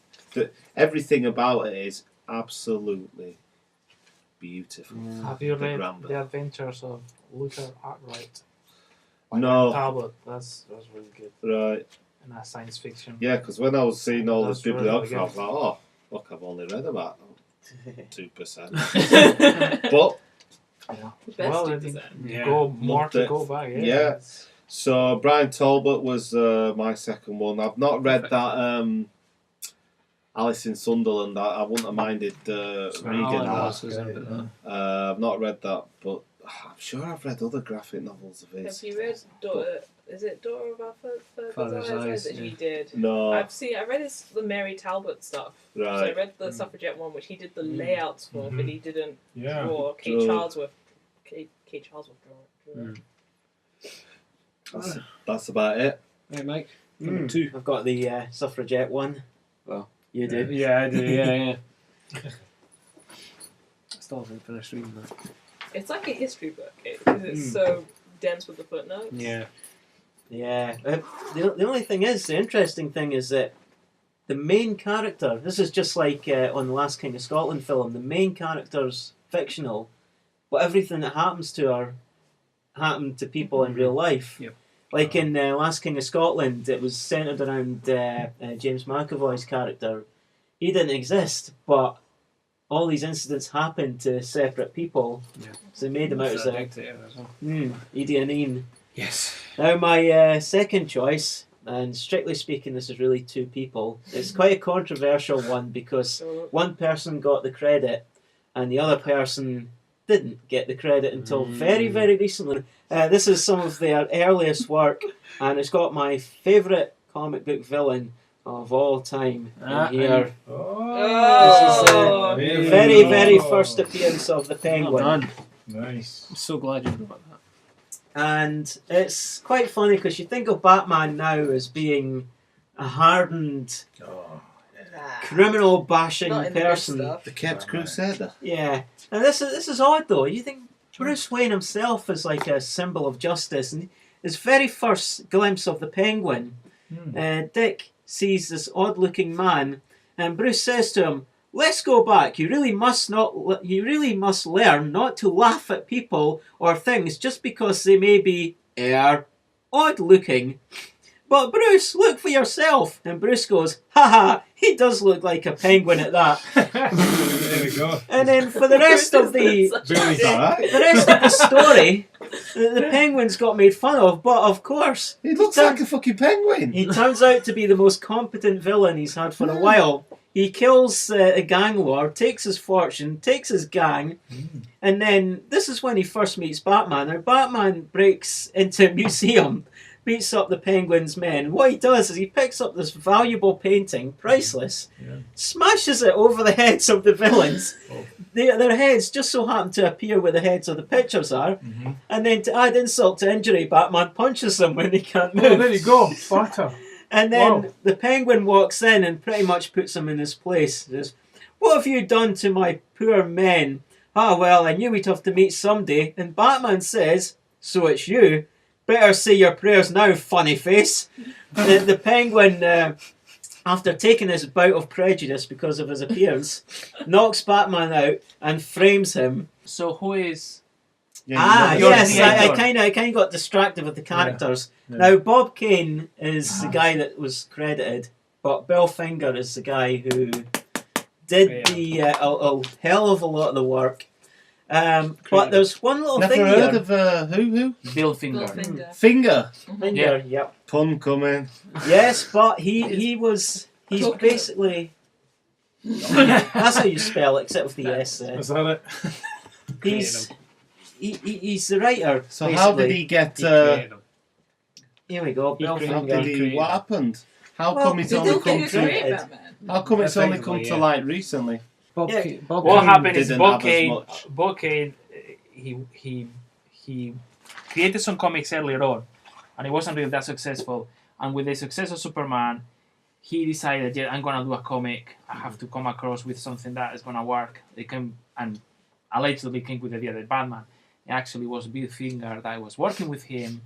He gave it a lot of suggestions, changed a lot of the design. Right. the character that Bob Kane came as Batman is nothing to do with the Batman that we know. No. The Batman that we know comes from Bill Finger. Mm-hmm. The day that Bob Kane went to DC, or at that time was National Comics, to say, I got this new series, it's Batman. It was the day that needed to be written down. So he came with a lawyer because Mom and Dad knew what to do with a lawyer. Yeah. And they put everything under the name and the solely name as a creator of Bob Kane. And Bill Finger got shot. Bill Finger did not find out about that until much, much later. He was still working very hard and doing practically 90% of the comics. Bob Kane was only doing some illustrations. Why were they not, at that point, were they not writing created by Bob Kane in the comics at the start? Bob Kane would put everything created by Bob Kane, and every single comic published as Batman was created by Bob Kane. But that's what I'm saying, isn't Finger seeing that with every issue that's coming out? That it's He just then Bob saw Kane? that, he then saw that in the comics, but he didn't do very much about it. And he couldn't do very much because legally, I feel sorry for it this was all Finger fella. But legally it was the money. Yeah. Bill Finger needed the money. He was a hard worker, but he wasn't very good with finance. Yeah. And when Bob Kane, they were A whole team of lawyers. the family was behind, and it was until recent years, because of the family of Bill Finger and other comic creators supporting the family of Bill Finger, they put forward a case and eventually has been recognized as co-creator of Batman. But that's only until That's recently. very recently. That was very recently. Take in consideration that it was created So in recently that everyone really only 40 really or knows it as Bob Kane, don't they? Yeah. My second one, another sort of one for style more than story, but just purely because these stories are so weird and out there, is Daniel Klaus. Now, I just can't get over how weird and fucked up Daniel Klaus's head must be with some of the stories that he puts out, especially with David Boring, just being so... I don't know, it just totally freaks me out reading it, but my god, is it so incredibly detailed, and even down to the story itself, it's very wordy. A lot of it's very, very wordy. And it's got these weird kind of trippy moments in amongst it and everything, and yeah, it's just strange and incestuous and just weird overall. I just love it. I think Klaus has just such a strange style that borders on almost... Is he a bit of a deviant? I've never actually seen... Bit of a closet deviant? I've never actually seen Klaus's face. I don't know if you can tell from his face if he's a deviant. You're like, is he a deviant? I'm like, he has a beard. Does he look like... Has glasses. Does he kind of look like his character Wilson? I think that maybe I've got it confused. I kind of imagine him as a bit of like an older Damon from the space, not to cast any aspersions on Damon's character. Right, okay. But that's sort of the beard and sort of close shaved hair. It's funny because he's totally changed. When I think of him, it's like he's this guy with dark hair. But then I have to go, no, wait a minute, that was decades ago. He's like bald now and he's got this he's got white beard. beard. Am I right in thinking that's what he looks like? Yeah. But yeah, I think he's kind of... He's like a more soft. He's like a more soft version of Charles Burns. So Charles Burns is like really dark, and a lot of the themes and everything are really quite dark and quite fucked up and just a bit odd. Whereas he kind of still borders on like almost believable with a lot of the stuff that he's got, but it can still be kind of trippy and out there. And yeah, I really enjoy it, and the humour and some of the quick one-liners that the characters come out with and whatnot. And yeah, it's totally strange as anything, but I love it. Absolutely love it, and that's why I'm quick to kind of go to it as well, is because it's just surreal. It's really strange, but the detail that goes into making this work is unbelievable, absolutely unbelievable. And I think it's sort of second to only one other person. Yeah, but he's got an incredible. He's got an incredible sort of approach to the work and stuff as well. I do love his inking and just how it looks. Yeah. It's just because he can do like majorly detailed characters and really realistic, and then he's got these kind of weird like cartoony characters that he does and stuff as well, because the Wilson strips are all totally different. I'm gonna have to do this, and then I'm gonna have to go because okay. time is running for me, Okay. unfortunately. Remember your honourable mention. Oh, You yeah. have to make it up as you're going. My honourable mention, yeah. That's Right, number 3 and No then problem. whack it. So that's my third one, and this is from my adulthood, and it has to be Paco Roca. I brought some of the books previously here. So Paco Roca, and I bought a third one when I was in Menorca. He is just in Spain and also in France, one of the number one artists, creators. This one, Wrinkles, has been published in English. Yes. And in this one is a tale about essentially people who are suffering from Alzheimer's and the loss of memory and the loss of their life and how that pain goes to their families. It's a wonderful book, although it treats a very difficult and very sad story, but this is a magnificent. This one here, El invierno del dibujante, which I think they're trying to publish this in English. Are they actually? But there's nothing concrete just yet. The Winter's artist, or the artist, Winter, the yeah, Winter of the I remember artist, etc. And they tell the story about a group of artists in Spain in the 50s that they decided to leave the main publisher and create their own comic magazine. Sounds familiar. Sounds familiar. I'm not talking about Image. I'm talking about a bunch of guys in Is it based on a true story? yes, and all the characters, and it's all based in true story. All the characters, all the artists that appear and they're mentioned here are artists that I read comics when I was a child in Spain, and some of them are still working. A few of them have died, unfortunately, but I've still not got the recognition. and the last one, which I bought in Spain, this one, and that I found that really good, and I found that actually has won many awards in Spain, in France. It's called Los Surcos del Azar. In France, it's called La Novena, La Nueve, and it's based on the true story of the Spanish soldiers that they fought in the Second World War. Oh, okay. It transpired something I didn't know, that actually the first Allied troops that arrived to Paris and liberated Paris in the Second War from the Germans actually were Spanish. It was a division of the French Liberation Army. They were wearing American uniforms, but they were all Spanish soldiers that escaped the dictatorship of Franco, the Civil War, and they fought for the Allies. And I've done some research and I've been looking into it. I've seen photographs, and the vehicles, they call half-tracks, which is the vehicles that they use, which is kind of like a tank. Part of it is like a tank at the back, and the front is a normal wheel. They have names of Spanish cities. And some of them actually has the Republican Spanish flag on it. It's a tremendous story because half of the book is about Paco Roca going to France to interview one of the soldiers from this division that's still alive, which is allegedly this one in the photo. And the other part of the book is the actual history of it. So some of it is drawn in a color, there's color in it and there's more detail. The crowd scenes. And then the other half of the book is drawn in a black and white, more simplified. Yeah.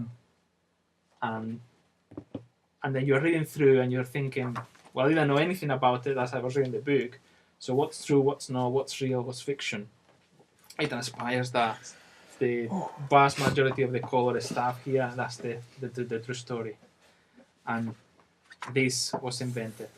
Right. The man that he interviews actually, we have a name, but he disappeared. And he built all that story in order to connect to actual true history of All right, so he doesn't go to interview someone. That's just that's the plot. It's a tool that he uses in order to introduce Right. to us to the bit of history Right, that a lot nice. of people doesn't know. So it could be feasible, This- couldn't it, that he went The to... cover, there's a photograph. If you look in Google and you put La Novena and the Liberation of Paris, there's a photograph of 100 soldiers sitting, and it's this. But Paco Roca is done many works, has won many awards. He was more famous in France first years ago, and then eventually he was known in Spain, and now in Spain is the god of comics. Is independent. Now He- they've got a king they can idolise. Yeah. He's gone and done the hard work elsewhere. One of the most recent works he's done is with a singer from a pop rock band from Spain, and they've done a work of how to create a comic and also songs, and they are all linked.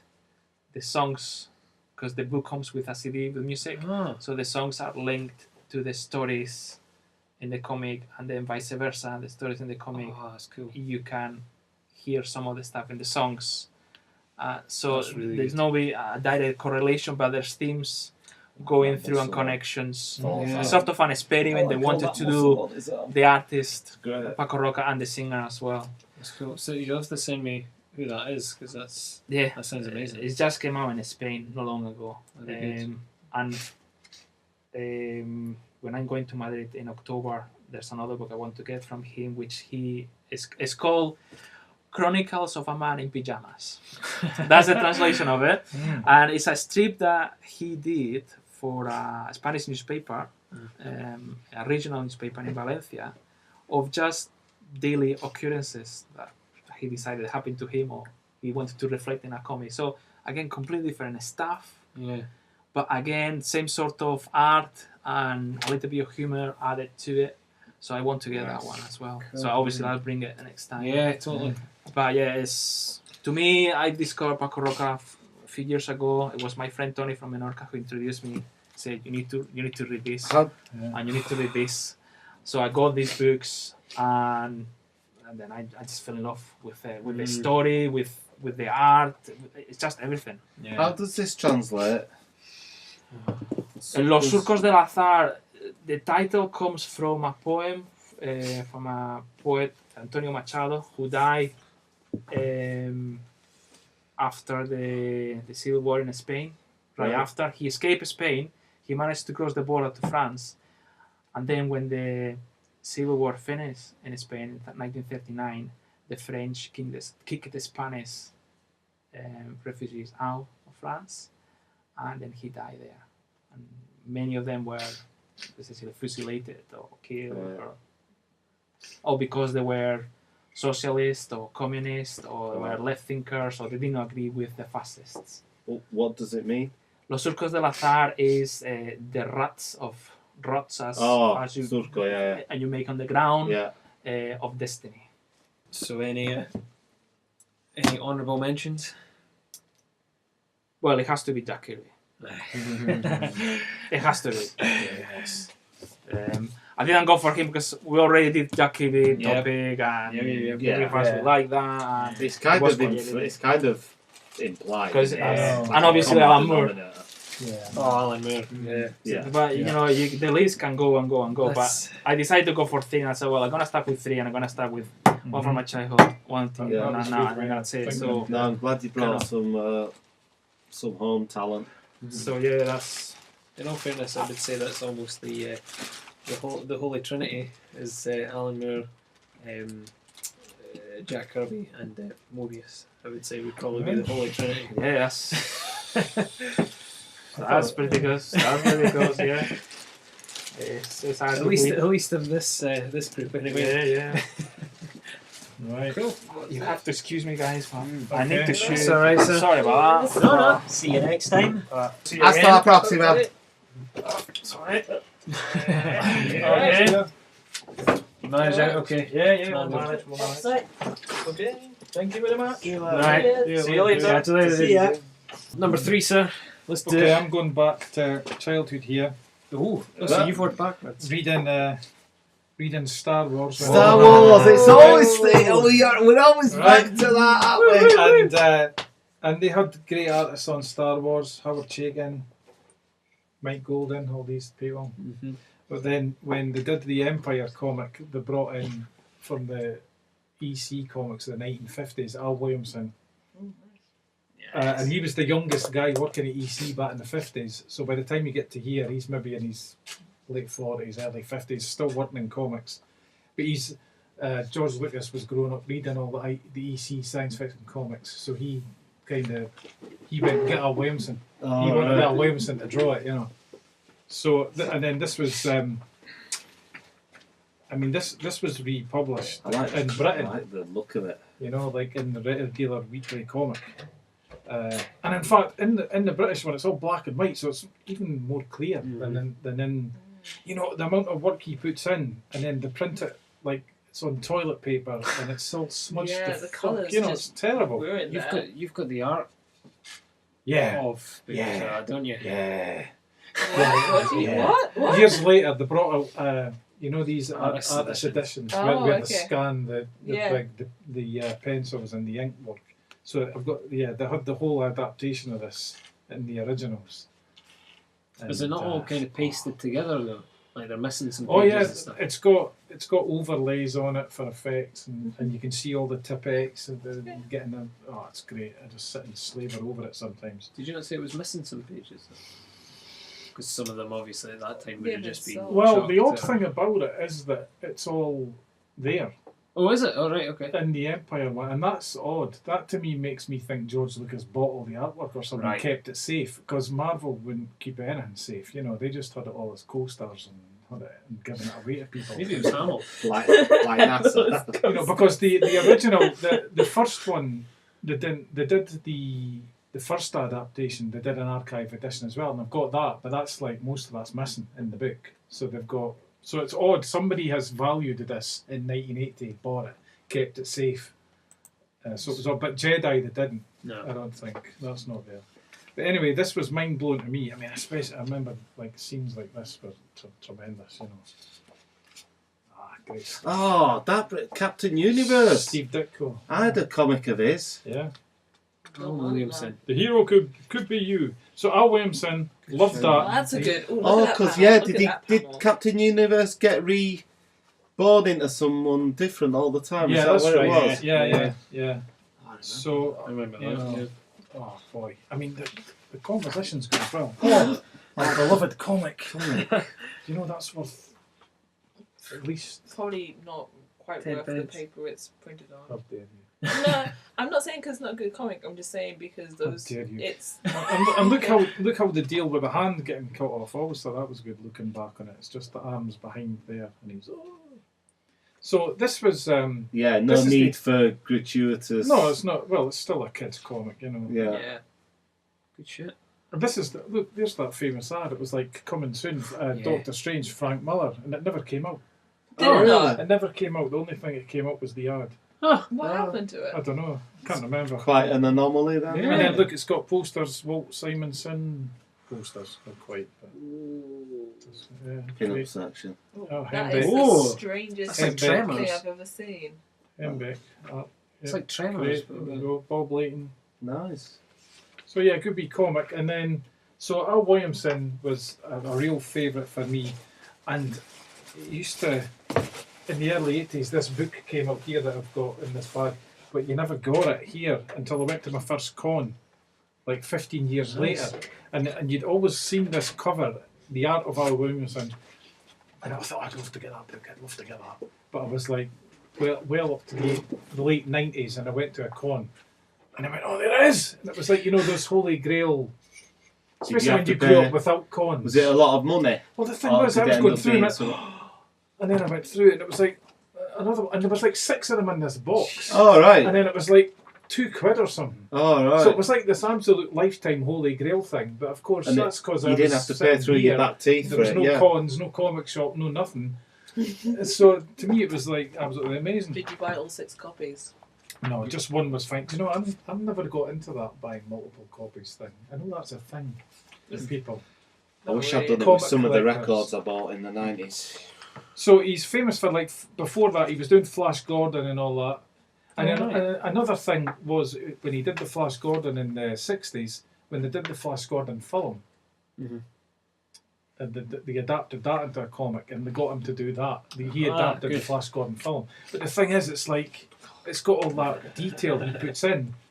It's totally, Flash Gordon film, I like it, but it's kind of silly, it's got that vibe, camp sort of adventure. Yeah. He drew it like pure classics, EC. The comic's fucking amazing. It's like, I remember being like, this is better than the film, and the other thing does he get all the likenesses? Yeah, he does do likenesses. He is good at that. One thing, when I got this book, and like George Lucas has said a bit about how he thinks he's a great artist and all that, but he'd actually done an original newspaper strip of the first film, but he didn't finish it. Did he not rip anything off him? He ripped stuff off everyone else, didn't he? Well, it's you hear a lot of these guys that grew up with Al Williamson comics, and they're like saying they went to see Star Wars, and they were saying like, oh, it's Al Williamson guys, Yeah. And they always say, especially the bit at the end with the medals, when they're all got the gear on, they're like, oh, it's just totally that's Al Williamson drew that, Yeah. So this was, to me, I loved this book. Show us the comic. Okay, so this is a webcomic that I only discovered in the last 2 months or so, and I immediately loved it because all the references is stuff that I love in its original format. So this is a comic called Band vs. Band by Kathleen Jacks. It's a Canadian woman writes and draws this. Absolutely fantastic. I think she's a graphic designer in a day job, and the way she uses colour is like... So basically, I've already mentioned this, but it's sort of the main influences of this, I would say, are Gem and the Holograms, which I love in its comics adaptation. I love in its original 80s adaptation. I think it's just wonderful. And the other influences would be Archie Comics and Josie and the Pussycats, and I'm a massive Archie Comics fan. Dan DeCarlo is my god, comics god. I just like Dan DeCarlo. I could sit and look at all day, but he's my Kirby. But so basically, it's about these two rival bands. You got the I can't even remember what their name is. You got Honey Hart and her band all in pink, and then you have Turpentine and her band who are all in blue, who tend to be drawn in the blue colors. The way she letters stuff is phenomenal. Like the calligraphy of this, it's not even a font, it's calligraphy at this stage. It's just this whole nother level of art. She kind of has that fun sort of activity pages that you get in sort of Saturday morning newspaper strips and sort of the old-timey comics. You have the fashion corner. It's like how to dress for jury duty, how to dress. It's like responsible citizen. So Honey Hart is sort of the Gem character is the best way to do it. So she's all about sort of doing the PSAs that you always get in those 80s cartoons, but Gem had them as well. They'd be like, don't do drugs. So this is one where she's like, today's lesson is how to save kittens who could get stuck into beer rings. And like the Turpentine and her band will, the sort of get 6 baby kittens could get stuck in the rings that keep your beers together. And then like is it Sour Balls in the name of the Bible band show up to sort of ruin it. But it's like the ongoing storyline that kind of is going on in it. I mean, even this, so she's got like, you're seeing, of course, you've got to have a Dan DeCarlo, you've got to have a woman in the front ground who's slightly more realistic than everyone in the background. It's like a classic Archie Comics thing, which I'm absolutely obsessed with. But the main sort of storyline that's going on is that Honey Hart and Turpentine from the two rival bands are falling in love across the comic, and it's just everything. I read it in about it's been running since 2011. And because it's a webcomic, they only got together in like 2016. And I was reading through years worth of material, like when are they gonna get together? Right. But it truly is just. I'm trying to think. These are just ones that I printed off when I was bringing it to Speech Bubble. So I don't know if there's any. There's this one about electrical safety. They always have. I love music comics. I love, and they always have these songs that will kind of happen and. There'll be like 1, 2, and the way she kind of writes in the lyrics, sometimes it comes across really lame when people do music and lyrics. The way she does it, it all just works on sort of the meter, and it's something that actually made me want to go back to playing music because I wanted to sort of like, work out these songs musically. It's just so good. This is, that's it. I've got loads of copies of Nice, the yeah. various Awesome. printouts of the pages because I think some of my favourite ones as I was reading through it at the time. It is good the way, well, the all the type is all so integrated into the art, isn't it? Way she does the type. It kind of is reminds so me, you know what good. they did in that Something City? You Yeah. know, that's full of like Alice blocks Weaver. of colour with the lettering and Yeah, it's yeah, not just standard yeah. balloons, you know. Alice Weaver? Yeah. Saturday? Race to they've got Nice. like another activity page here. It's like race to the gig. I like that sound effect there. Thunder. Yeah, right. That's all I have to do. One.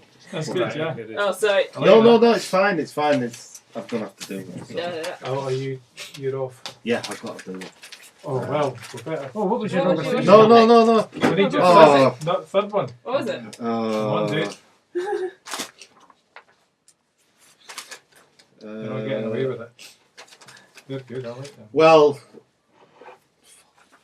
it's more like a trio All right, okay. Alright. of people If you have to with a actually say common the with a names. common denominator. So, Derek Robertson is the common Aha. guy, Okay. and the two kind of splinters are Warren Ellis and Garth Ennis. Ah. So, Derek Robertson and Warren Ellis with Transmetropolitan. But Warren Ellis also did Planetary and some Hellblazer as well. And I enjoyed that Planetary. Planetary is dead good. But then Garth Ennis and Derek Robertson did The Boys, Mm-hmm. which was brilliant. And Garth Ennis obviously Preacher. So, like, the combo of them three kind of working together sometimes, not as a trio, but, you know, Derek Robertson being like the sticky glue between them. I think they've come up with some right stuff. Transmetropolitan, the Boys, and Preacher have got to be three of my favourite titles from the last 20 years, I've got to say. Nice. That's it, really. Right, cheerio. Nice to Thanks. meet you. No, it's lovely to meet you as Yeah. well. See you later, fellas. Alright, See you later. See you Yeah. next Good time. seeing Yeah. you, man. That is banging. I It's absolutely so love that. good. B Yeah. versus B comics. You can read it all for free That's like online, good, yeah. which is I just missed the Kickstarter. She just run another Kickstarter to sell like the second volume, and I just missed it when I first started reading it. And also, like, it's a webcomic, so the art improves as you read it. Her art gets What was her name again? so much better. Kathleen Jacks, Jacks, as in Jackues, and it's just I read it for comfort. I was That's like, good. when you need a bit of a pick me up, I'm Yeah. like, I this love- is that comic. I love when you find something like that. They're just like you can just sort of melt into when you're Yeah. just like, oh, this is amazing. It's Yeah. That- My One- my one- honourable mention is Want something to like join that. So. kitchen? Want to join kitchen haircut club? That's good. No thanks, guys. Sorry. Right, Go for Oh, it. number three. shall I do the honourable mention first? No, do your number three. Okay, number 3. Yep. Ah, This is one of his most famous Wow, and best Simonson. works when he had his go on Thor. Yep. He did some brilliant ideas, and one of them was never judge a character by their appearance, because there was a character called Beta Ray Bill, and you instantly thought of him as being a villain, and then all of a sudden he picks up the hammer Mm-hmm. and gets the power of Thor. And the artwork, I think's pretty good. It's just Yeah. brilliant. It's recently it's been redone, coloured in a sort of modern colours. But I prefer this original, how it was to begin with. There was a bunch of Walt Simonson Thors went on Comixology for like a total song Mhm. recently. It was like £1 or something. Yeah. Yeah, to get them. It was ridiculous. I think I bought like 3 volumes. And Loki's in it as well. Loki's quite devious. You love that Loki, don't you? Oh yeah, with the sister of the Enchantress, which is quite funny because she's got the same dastardly habits as well. Cool. My number 3 is the lovely Bill Watterson from Calvin and Hobbes. there isn't actually much I can say because I'm so biased behind this strip that all I can say is it's fucking awesome, and anybody that doesn't like Calvin and Hobbes, I think, should be shot by firing squad. It is one of the best comic strips, if not the best comic strip of all time. It's tied with Peanuts in my opinion, but hey ho. It's just a nice little pick me up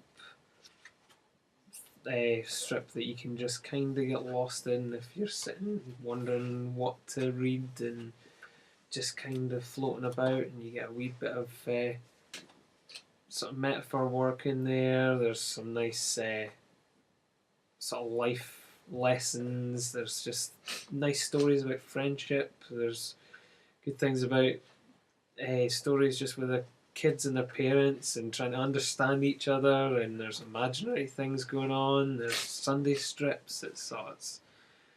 It's just so well put together. Calvin and Hobbes is just an absolute classic, and Bill Watterson should be proud. But my whole point was that he has just completely disappeared altogether. Yeah. So I don't know if he's alive or dead or what. I think he's alive.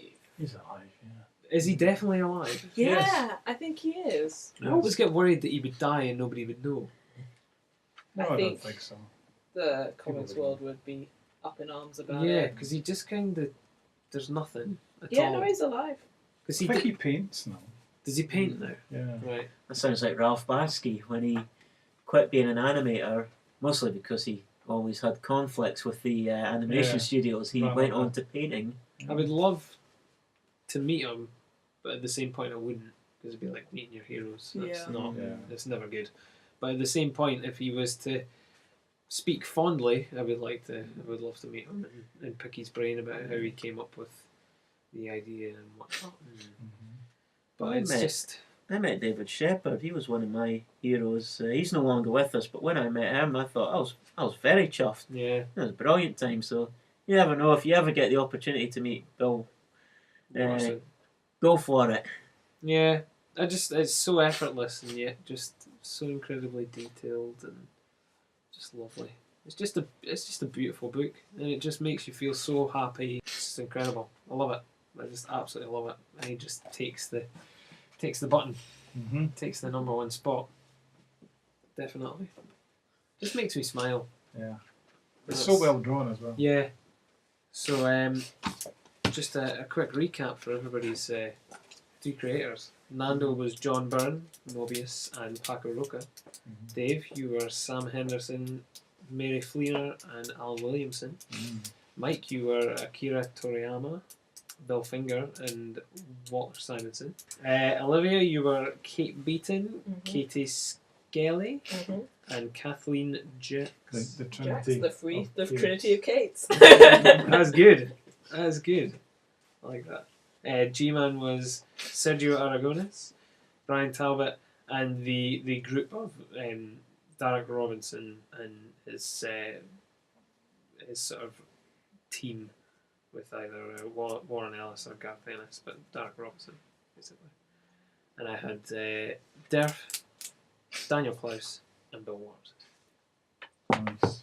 It's good, solid top threes from everybody. Definitely. I'll have Tony Millionaire as my honourable mention. Nice. Very good. Mackey's Yeah. Sock Monkey. That's very Drinky good. Crow. Love that. I love that. He was nearly one of the three Right. when I was thinking about it today. That's good. I like that. Tony Millionaire. Mackey's. Oh, it's so good. funny. So good. It's cruel as well. It is. It's brutal. It's a nice shape of book. Yeah. I love that shape of the book. The Yeah. strip Yeah. size shape of book. I know I say it every so often, but I'm definitely Doing that. going to do one of them. A book with that shape. Honourable mention. I was thinking about maybe Jaime Hernandez to sound intelligent, but then I was like, nope, I'm gonna stick with my theme, Kate Leaf, because again, she's Another influenced. Kate. Another Kate. Yes. Because she's another person who's influenced by sort of teen humor comics, and when I think back to why I like Jaime Hernandez so much, it's because of that references to Archie, and she kind of pulls a lot on the Patsy Walker comics, which is like sort of a rival to Archie, and Al Hartley, who does the Patsy Walker art. is another sort of just mouth-wateringly great artist. He's so good. He's such a good artist, but he also then went and did that weird Christian Nazi comic, Hansi the Girl Who Loved the Swastika, and he also went on to do all the weird Christian Archie comics. So he's not like, so it's a bit of a love-hate relationship, so that's why I'm picking Kate, not Al. But she does these like really great sort of like her Patsy Walker series. She's always like ahead of me by like a couple of years. So I'll read her stuff and I'll be like, wasn't that great? And then I'll read it again a year later or something and be like, you know what, I wasn't ready for how good this is and how funny and intelligent and the way it kind of, it's just another thing that's very steeped in references I really like and sort of, it's just great. Her Patsy Walker run is just wonderful. Go for it, dude. Well, I had so many people in mind that even some I thought of when I was sitting here. And I could have said Simon Farrell because I've actually met him. He did a lot of Transformer stories, including the Backstabber Starscream, which is my favourite character there. But the one I brought is we all like a bit of Spider-Man, and Steve Ditko did do a brilliant job. But there was one artist. No, there's no but. No, I'm afraid with me there is but we're giving you the medal there. Sorry, not him. Oh, I love Jim Rooney. But there was one artist when I was a kid. Yeah. To get past the phenomenal "Who is the Hobgoblin" story, he came up with an idea that kind of not quite just topped that, and it's Todd McFarlane. Because no, I've got to say this because And now I know why you're going to bring Rob Liefeld into this. But the thing is, he brought the spider out of the man. That's why, because I did grow up reading some of Todd McFarlane's stuff, and most people had Spider-Man as a man who could do the odd spider thing. But if he was standing normal, he'd be like, standing upright. Or if he was hanging off the wall, he'd be like a gymnast who was like holding himself like that. Todd McFarlane did images like this, where there's a man who actually had the physical mannerisms of an actual spider. I stick with the cartoons. My reaction, this collection is perfect in a way, because Venom to me is the cut-off point. I was so into Spider-Man. It was, Peter David was like writing it. Like the Secret Wars, he got that alien costume, he got the new costume. Then it turned it to be a symbiote alien thing, and then it was, and all that I was reading, all of that, loving it. And then the whole death of Jean DeWolf story. I was reading all this. Peter David, great. And then I looked away for about 2 months, and I came back, and it looked like this. And I was just like, what? Because I didn't like Todd McFarlane. Todd McFarlane was drawing the Hulk before he was drawing this. And I was just like sitting waiting on him getting off the Hulk. And then that was like, no. And then when I saw Venom right away, and I'm sure I've said it before, but that fucking mouth with all those teeth and that big tongue, I just thought, somebody taking a piss. Well, I liked him in the old ones. I just thought that was a fucking joke. I liked him in the old ones when it was like a proper grin. I mean, now they really do go I overboard. hated that. See the proper grin? I thought that was a piece of shit. I preferred that. and he then became, I sat there and went, well, I'm not having that. And then he became the coolest character ever, Venom. And then it was like the Venom comic. Yeah. And then it was like, we still all love Venom. And I'm just like, no, he's the sign of when I went, no thanks. Okay. So you're not going to go see the Venom movie? Well, no. I mean, that film looks silly as well, the bits I've seen of that. But then that's right in character, isn't it? See, this is the stuff I was reading, and it's like inker. Kyle Baker. Kyle Baker's inking this. I mean, he's like top notch. He was nearly included tonight as well for me. Have you had your honourable mention? No. This is hard. Yeah. I was actually going to go for Charles Schultz. Nice. Because it was between him and Watterson for the number one spot. But I decided I'm going to kind of just throw a bunch of them out there instead of just one. Just one. No, just one. Fourth. No. If you want me to do just one honourable mention, it's going to be a bit cringeworthy. Go on then. Do it. And then you can follow up with the rest. Here's the one. Oh! That's not cringeworthy. That's Still in that should have been my. everybody's, in fact. That is stuff that's shown on the window of Forbidden Planet. That's my The front that's, window. that's in keeping with my theme, Shucks, man. because as soon as you put anything out, Dave, I'm on there. I want to see it. Wow. I want to see it straight Oh, off. thanks, man. I'm a big fan. I'm a big fan. Do you think he's My sort of? favourite of- one is Wow Retracted. Do you 'cause that's think what he's I'm on in. the same level as Yeah. Todd McFarlane? Oh God. Todd McFarlane's a millionaire, isn't he? You're one of the very few people who's actually written stuff that's made me laugh audibly. Oh, So it's definitely highly rated. Big hell time. well. It's David original. Robertson takes my Nice. honourable mention Well, spot. you don't need to say any others. Yeah. I've changed my mind. You don't need to back it up anymore. That's Thanks, fine. man. You are more entertaining than Todd McFarlane. I have to You say that. The only other Oh, ones I was boy. going to mention was just because of like I said, the theme Huh? was because of the theme of like that I want to see their stuff as soon as it comes out was Bob Turner, Mm-hmm. obviously because he's done Flood and Death Rattle, and I love his wordless comics. They're nice and Yeah. colourful, Yeah. Yeah. lovely. Yeah, nice stuff. Oh, it's Really good. nice stuff. Good design. And big fan of Cool. Rebecca's. Yep. Big fan of Rebecca's. She's got a lovely style, and those colours are just fucking unreal. Mm-hmm. Absolutely beautiful. So yeah, I just want to see Good. any of them. But Super. my honourable mention goes to you, sir. Yeah. Definitely, Okay. definitely. Thanks for honourably mentioning me.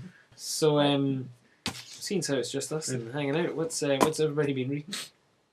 Well, I've been reading the Dragon Ball Super. I'm at volume 3 now, and Battle Angel Alita: The Mars Chronicles. I'm also finished number 3, and I'm a little bit through the Batman book that I've shown you. It's my comic book reading list recently. Oh yeah, the Batman. Yeah. You'll notice there was the wee bookmark. I was aiming to get it all read, but unfortunately I kind of got distracted and didn't have enough time to read it all. That Darwin Cook cover is lovely. That is really nice. Well, I was in Newcastle and went in the Forbidden Planet and to just look and see what they had, and went right for the sale bit as I always do. And they had the entirety of Charlie's War there. Yes. Yeah. And I Oh, already Pat Mills. Pat Mills, yeah, and I had the first one.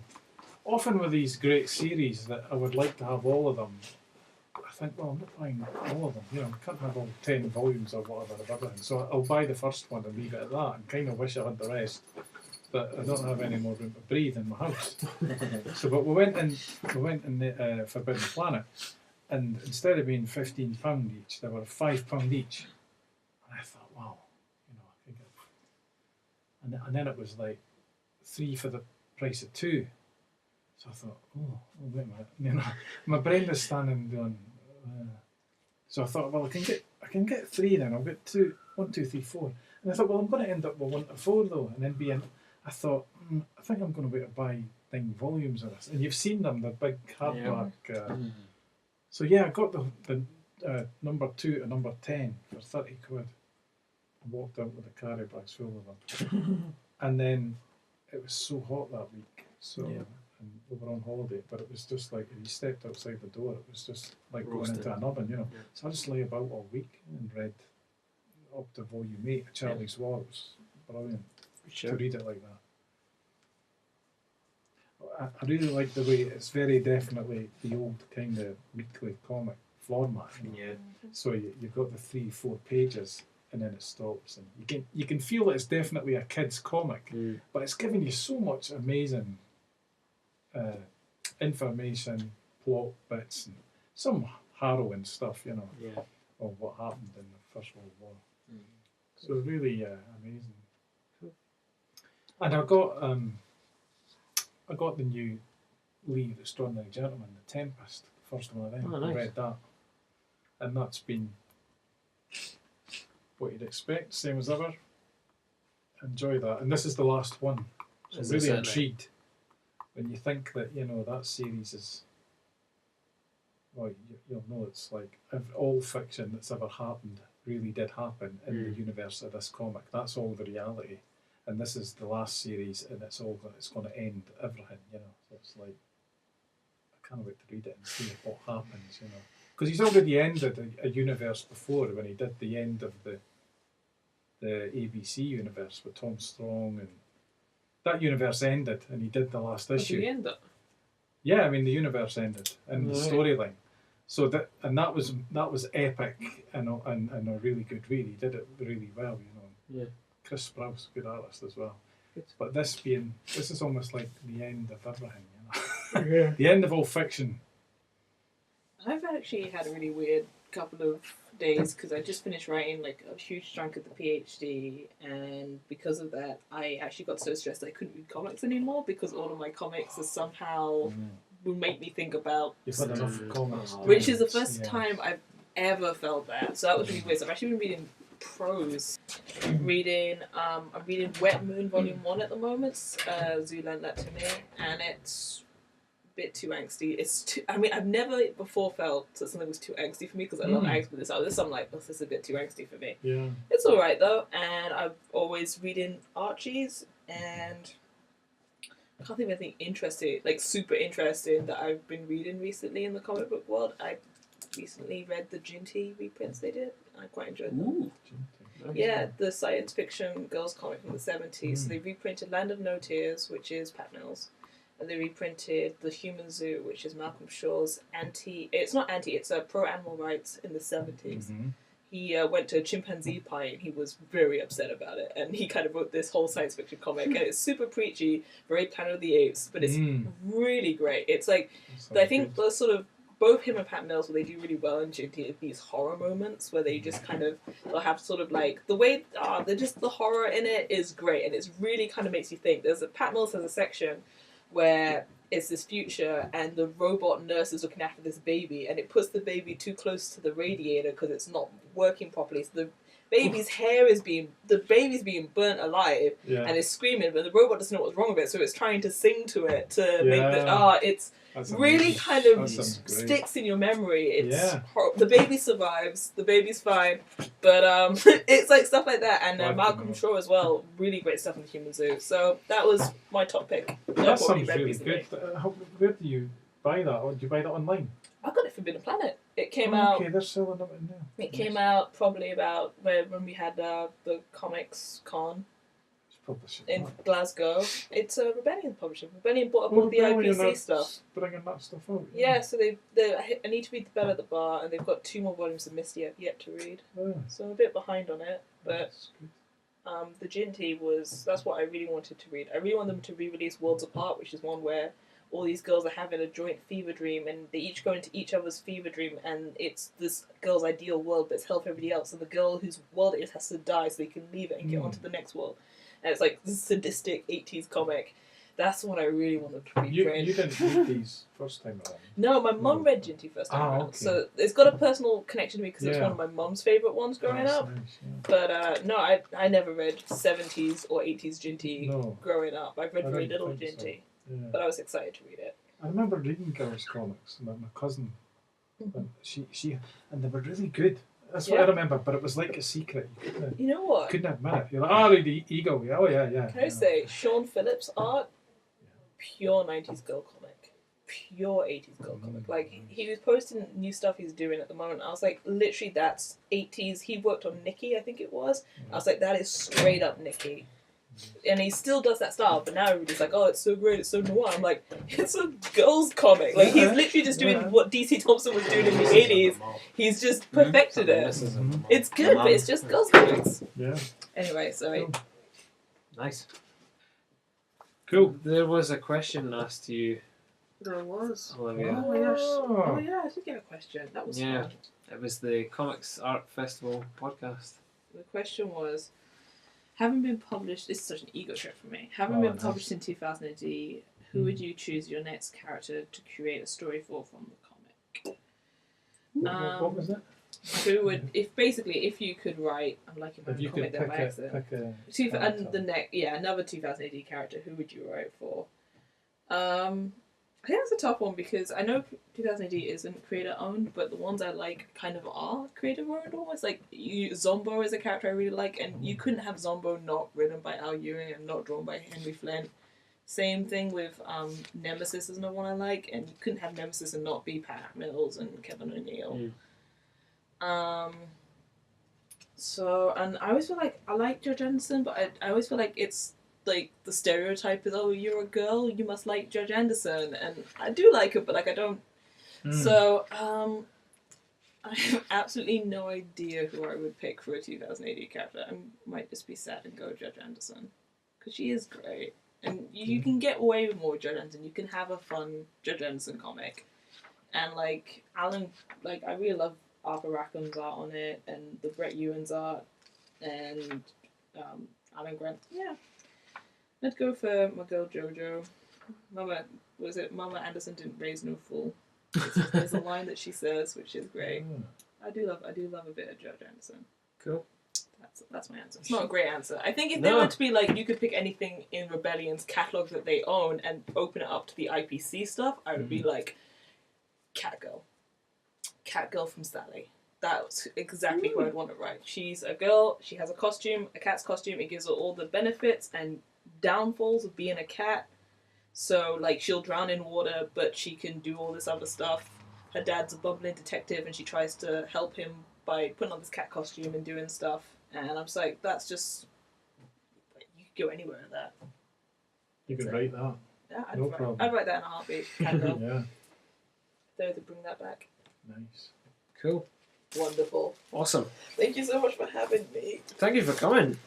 Is it normally as long as this, or was this? It can sometimes run this